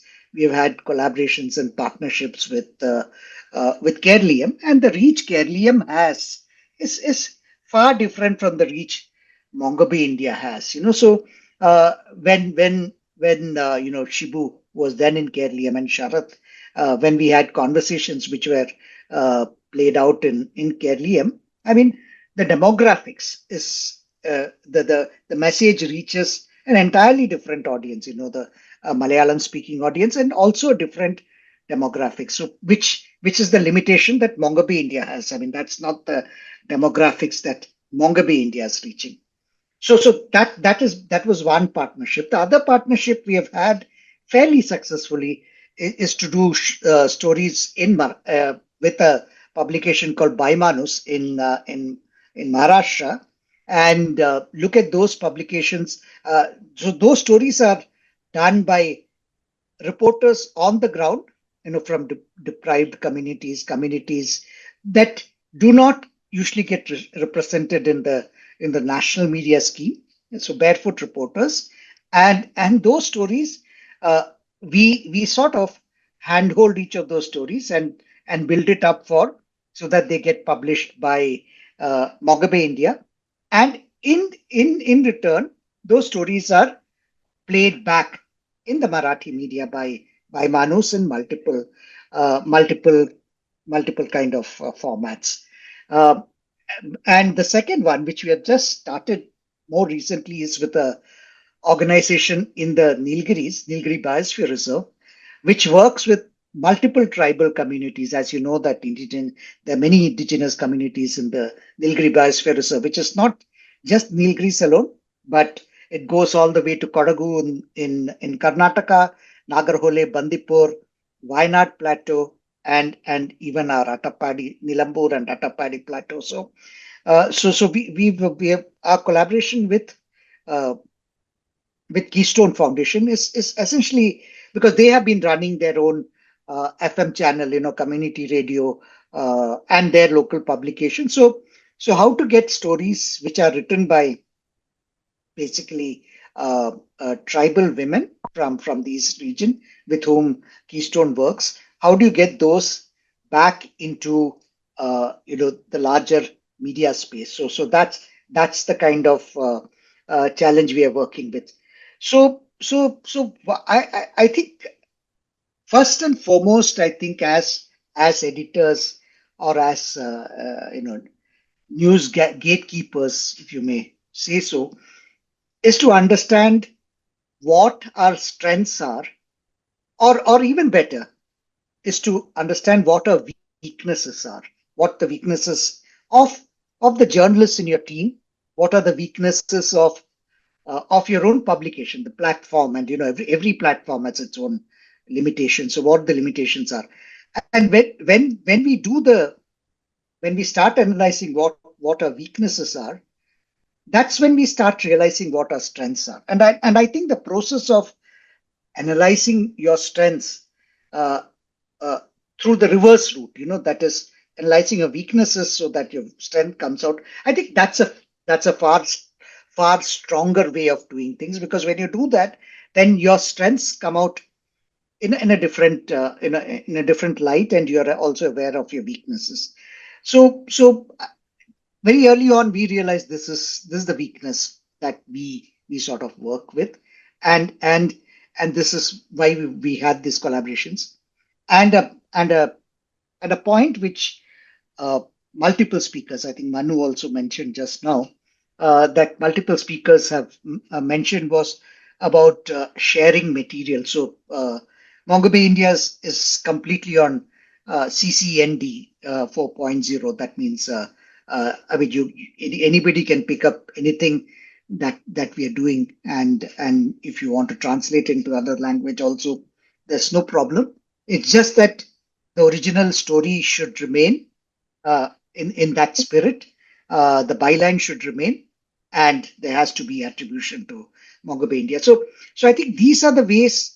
So what I am saying, in short, what I'm saying is, all that other panelists spoke before me are issues of democracy, are issues of limitations to the media, etc., and the more amount of restrictions that are coming in for the media. But in addition to all that, when you get into a specialized areas, environment journalism, you realize there's an entirely additional layer of complication. That is, we are limited by our own voice of being urban middle class, journalists. So I think it needs to be to make our reporting more democratic. We need to overcome that limitations. Thank you very much for this opportunity. Damodar Prasad ആണ് നമ്മുടെ അടുത്ത് കൂടെയുള്ള ആള്. അദ്ദേഹം ഒരു മാധ്യമ വിമർശന ആണ് ഏരിയ. വളരെ കാരണം ഈ ഒരു സിറ്റുവേഷനിൽ റിയലി ആളുകളെല്ലാം ഏറ്റവും കൂടുതൽ വിമർശിക്കപ്പെടുന്ന ഒരു ഇടം കൂടിയാണ് ഈ മീഡിയ എന്ന് പറയുന്നത്. നമ്മളുടെ ഒരു അതായത് നമ്മൾ എത്രമാത്രം ജനാധിപത്യത്തിൽ കൂടുതൽ നമ്മൾ പ്രാക്ടീസിങ്ങിന് ശ്രമിക്കുമ്പോഴും ഇവിടെയൊക്കെ നമ്മളെ പിന്നോട്ട് വലിക്കുന്ന ഒരു ചില ഘടകങ്ങൾ ഉണ്ടാവാറുണ്ട്. അത് അതിന്റെ ക്രെഡിബിലിറ്റിയാണ് പലപ്പോഴും അതിന് ഏറ്റവും പ്രധാനപ്പെട്ട. ഇപ്പൊ കേരളം പോലെയൊക്കെയുള്ള സ്ഥലത്ത് വലിയ തോതിൽ അതിന്റെ ഒരു വ്യാപ്തി വർദ്ധിച്ചു ഒക്കെ വരുന്നുണ്ട്. നമ്മൾ എങ്ങനെയാണ് ഈ ഒരു ഇപ്പൊ നമ്മൾ ഈ പറഞ്ഞ ഇത്രയും നേരത്തെ നമ്മൾ പിന്നെ ഈ രംഗത്ത് വളരെ കൃത്യമായ നിലപാടുകൾ ഉള്ള അല്ലെങ്കിൽ അവിടെ എൻഗേജ് ചെയ്തുകൊണ്ടിരിക്കുന്ന ആളുകളുടെ കുറച്ച് അനുഭവങ്ങളും അവർ ഷെയർ ചെയ്തിട്ടുള്ള വിവരങ്ങളും നമ്മൾ കേട്ടു. എങ്ങനെയാണ് നമുക്ക് അതിനെ വിലയിരുത്താൻ കഴിയും? Damodar Prasad, തുടങ്ങാമോ? Thank you, Keraleeyam. I joined this session just first for to express my solidarity with the independent media, Keraleeyam. Then second, to listen to the practitioners of this media. So I joined for the, as I told you too, I think most of the speakers have actually covered many aspects of independent media, but the point is that there were independent media before also.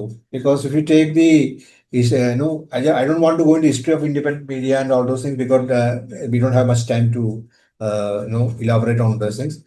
But we are now commemorating the 50th anniversary of emergency. So there was a vibrant independent. There is a difference between independent media and alternative media. I mean, I am not even that has to be. There is a very nuanced difference between independent media and alternative media, although both share certain characteristics. But you have a vibrant independent as well as alternative media during the period of emergency, which was suppressed there itself.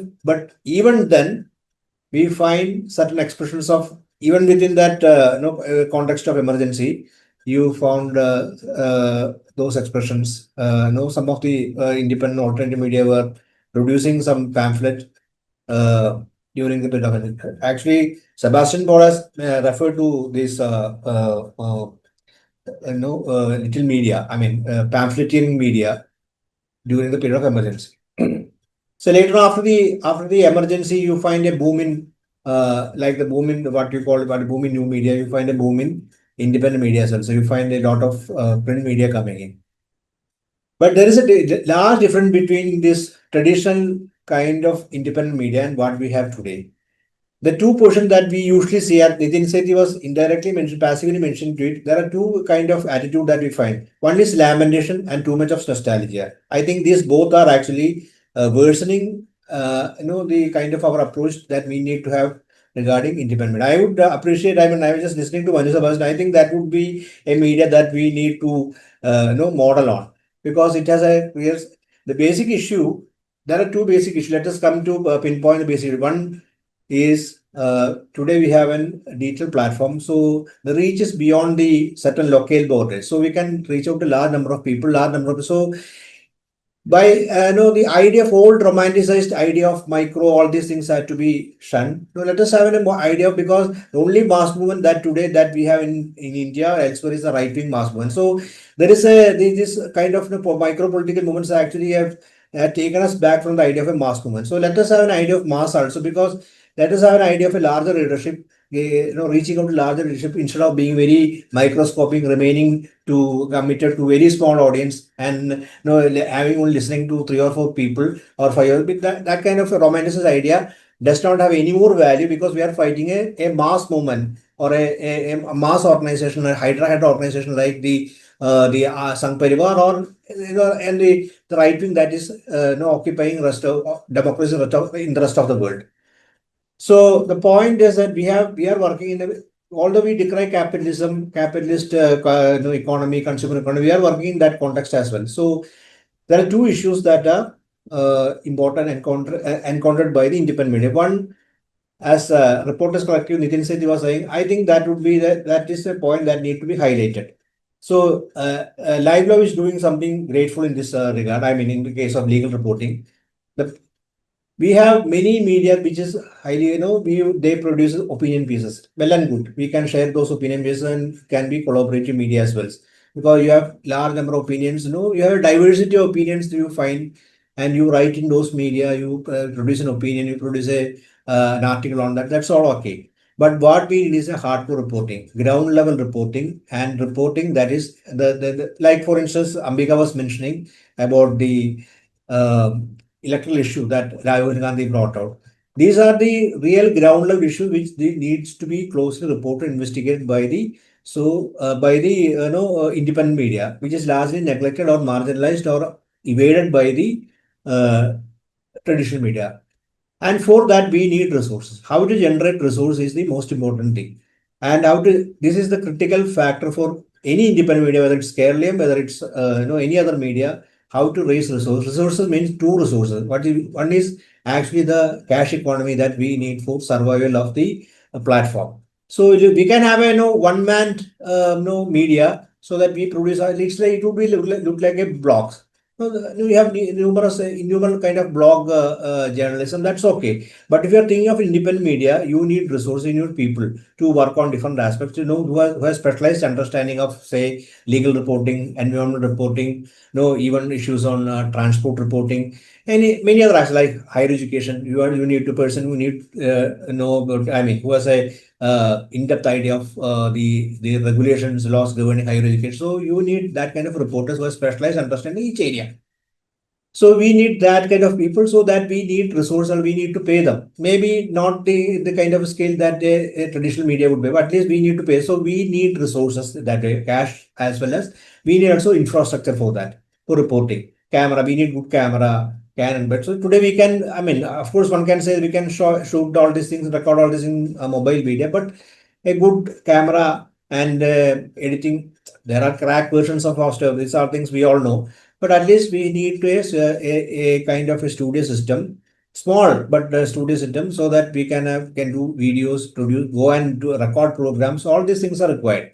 For traveling also, we need money for traveling. All those things we need. There are logistic expenses that we need. So what we need is resources. So how to raise resources? We don't have a proper subscription model. So now Wire has a subscription model.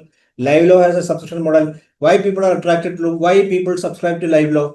Because they know for getting solid reports on the what's happening in the courts. You have analysis, you have live reporting, you are also legal reporting. So we subscribe because because it's worth subscribing. So the point is it's worth. So independent media, instead of romanticizing about, glorifying about the past and lamenting about making worthwhile our enterprise, we need to have an idea how to raise resources. Resources can be raised through subscription. One model that we have is subscription model. Unless and otherwise we don't have a revenue model, it will be too much of romanticism of what we are doing, and we are placing ourselves in a small. Of course, you can do that. One, opinion-based independent media. Opinion-based independent media, you are publishing short pieces or large pieces, or getting pieces translated from other languages, that can survive. But you need only 2 or 3 persons to do that. But if you are thinking of an independent media with proper reporting to bring to light those issues neglected, evaded, marginalized by the mainstream media, to have an in-depth autonomy of certain crucial aspects of our life, like for instance climate change, things like that, we need a substantial resource at hand for making those issues live and bring it to the people.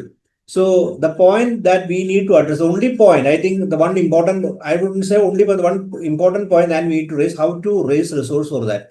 Collaborative media is okay. But collaborative media, when we talk about collaborative media, we are talking about the collaborative content sharing. News Laundry and Newsminute, both of them, I think, are sharing their content. That's all okay. But how to collaborate on resources, how to generate resources, how to bundle your online media with some other media so that you can generate resources for that. So there is a collaborative process of resource raising. That is what solidarity economies actually is. So there is a collaboration. So there is a political economy. Political economy in the sense that you have a political orientation to it. Also, you raise resources for your survival. I am not saying it's a profit-making venture, but at least you need substantial amount to to carry out your everyday work, as well as to your managerial work, as well as to provide substantial reporting coverage, things like that. So how to do that is the most crucial, or else we will be we'll be romanticizing what we are doing then, and holding ourselves to certain, keeping ourselves to certain niche. That's okay. You can do that. There may be people, reading those, you may have certain subscribers, but that will not, in that sense, I think that you're only, you are limiting yourself. You are actually limiting yourself the possibility of limiting. So independent media needs to have an idea of getting broad-based, publishing reports so that adequate resource can be raised. So that deep in our mind, this should be there, so that that the media can expand to larger areas, or else it would look like a blog where you have 3 or 4 people cooperating independently, writing articles. That's all well and okay. It's all good, but it would look like a blog. But it's not what we call as independent media. Independent media needs to have an idea of a mass subscription base, so that why are we raising this issue? Are we raising this issue that only 2 or 3% listen to it? No, we are raising this issue that these issues are listened by a large number of people. So there is an objective that. So keeping in mind that kind of objective, so reaching out to large number of people, so we need to have what we call as a collaborative or a solidarity economy. Solidarity economy is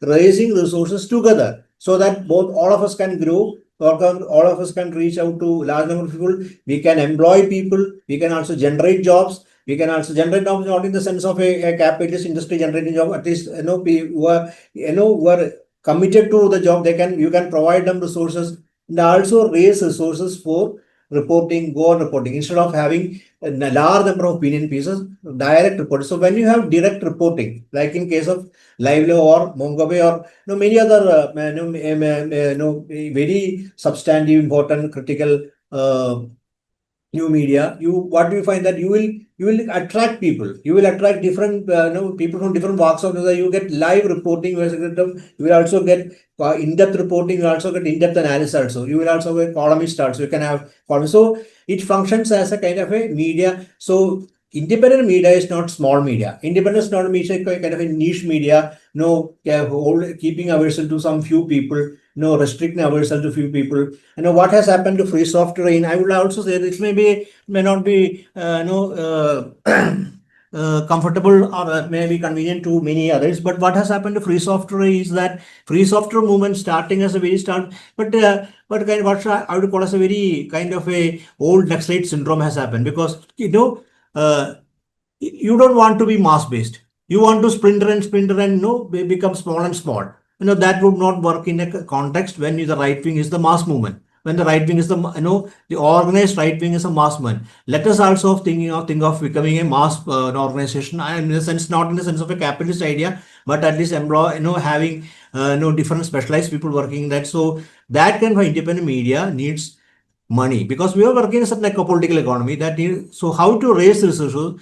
There comes the idea of solidarity economy. So it's not sharing of articles. Solidarity economy is sharing of resources.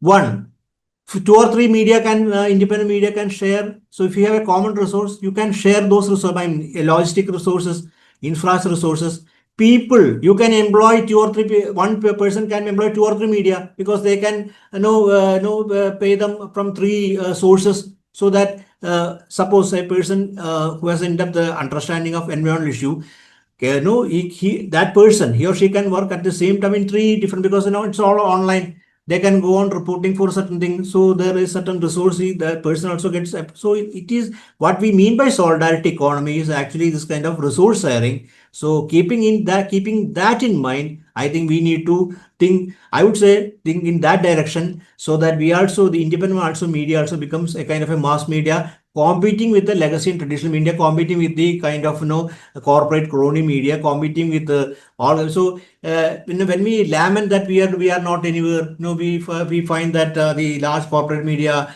are neglecting issues or are all crony media. We also have to fight with them. We have to find space with them, because we are operating in the same context. So making ourselves accessible to large number of people is very, very critical and very important. Like in case of any media. So independent media is not small niche medium. Of course, there are aspects of that. I am not just say. The point I am trying to express not. There are no important. There is no importance for niche small media, of course, but it will be only sharing a small space.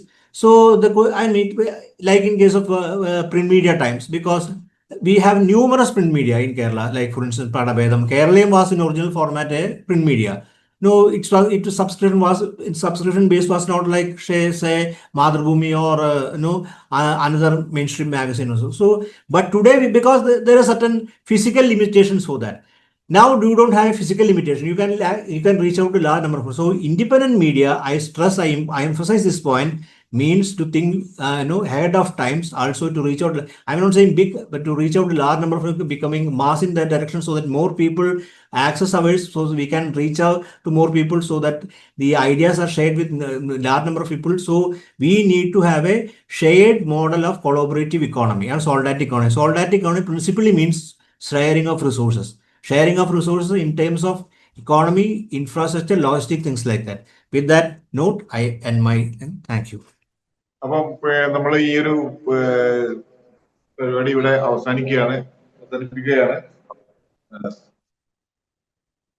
ജനാധിപത്യവും സ്വതന്ത്ര മാധ്യമങ്ങളും വെല്ലുവിളികളും അതിജീവനം എന്ന ഈ ഒരു ടൈറ്റിലില് നമ്മൾ നടത്തിയിട്ടുള്ള ശേഖരിച്ചില്ല പുറത്തു വന്നിട്ടുള്ള അഭിപ്രായങ്ങളെല്ലാം വളരെ വിലപിടിച്ചതാണ്. യഥാർത്ഥത്തിൽ ഈ ഒരു സ്വതന്ത്ര മാധ്യമങ്ങൾ എന്ന് പറയുന്നത് എനിക്ക് തോന്നുന്നത് നമ്മുടെ ഒരു സോഷ്യൽ സിസ്റ്റവുമായിട്ട് ബന്ധപ്പെട്ട് തന്നെയാണ് നിൽക്കുന്നത്. നമ്മുടെ ജനാധിപത്യത്തിന്റെ എത്രത്തോളം അത് കരുത്തുറ്റതാണ് എന്ന് നമ്മൾ വീണ്ടും വീണ്ടും ആലോചിക്കേണ്ടതുണ്ട്. അതിനുള്ളൊരു സാധ്യത കൂടിയാണ് ഇത്തരം ഒരു പരിപാടിയിലൂടെ നമുക്ക് കിട്ടിയിരിക്കുന്നത്. പിന്നെ ഇപ്പൊ ഈ പറയുന്ന ഈ സോഷ്യൽ മീഡിയ വളരെ വിപുലമായ ഒരു കാലം, കൂടുതൽ ആളുകൾ ഈ പറയുന്ന സ്വതന്ത്രനായി ഒറ്റയ്ക്ക് ഇത്തരം ഈ ഒരു എന്താ പറയാ ഒരു മേഖലയിലേക്ക് വരുന്നുണ്ട്. ഇവരൊക്കെ പലതരത്തിലുള്ള പ്രശ്നങ്ങൾ, വളരെ സങ്കീർണമായ പ്രശ്നങ്ങൾ ഉണ്ടാവുന്നുണ്ട്. അപ്പൊ എന്തായാലും ഈ ഒരു പരിപാടിയിൽ പങ്കെടുത്ത എല്ലാവർക്കും നന്ദി അറിയിക്കുകയാണ്.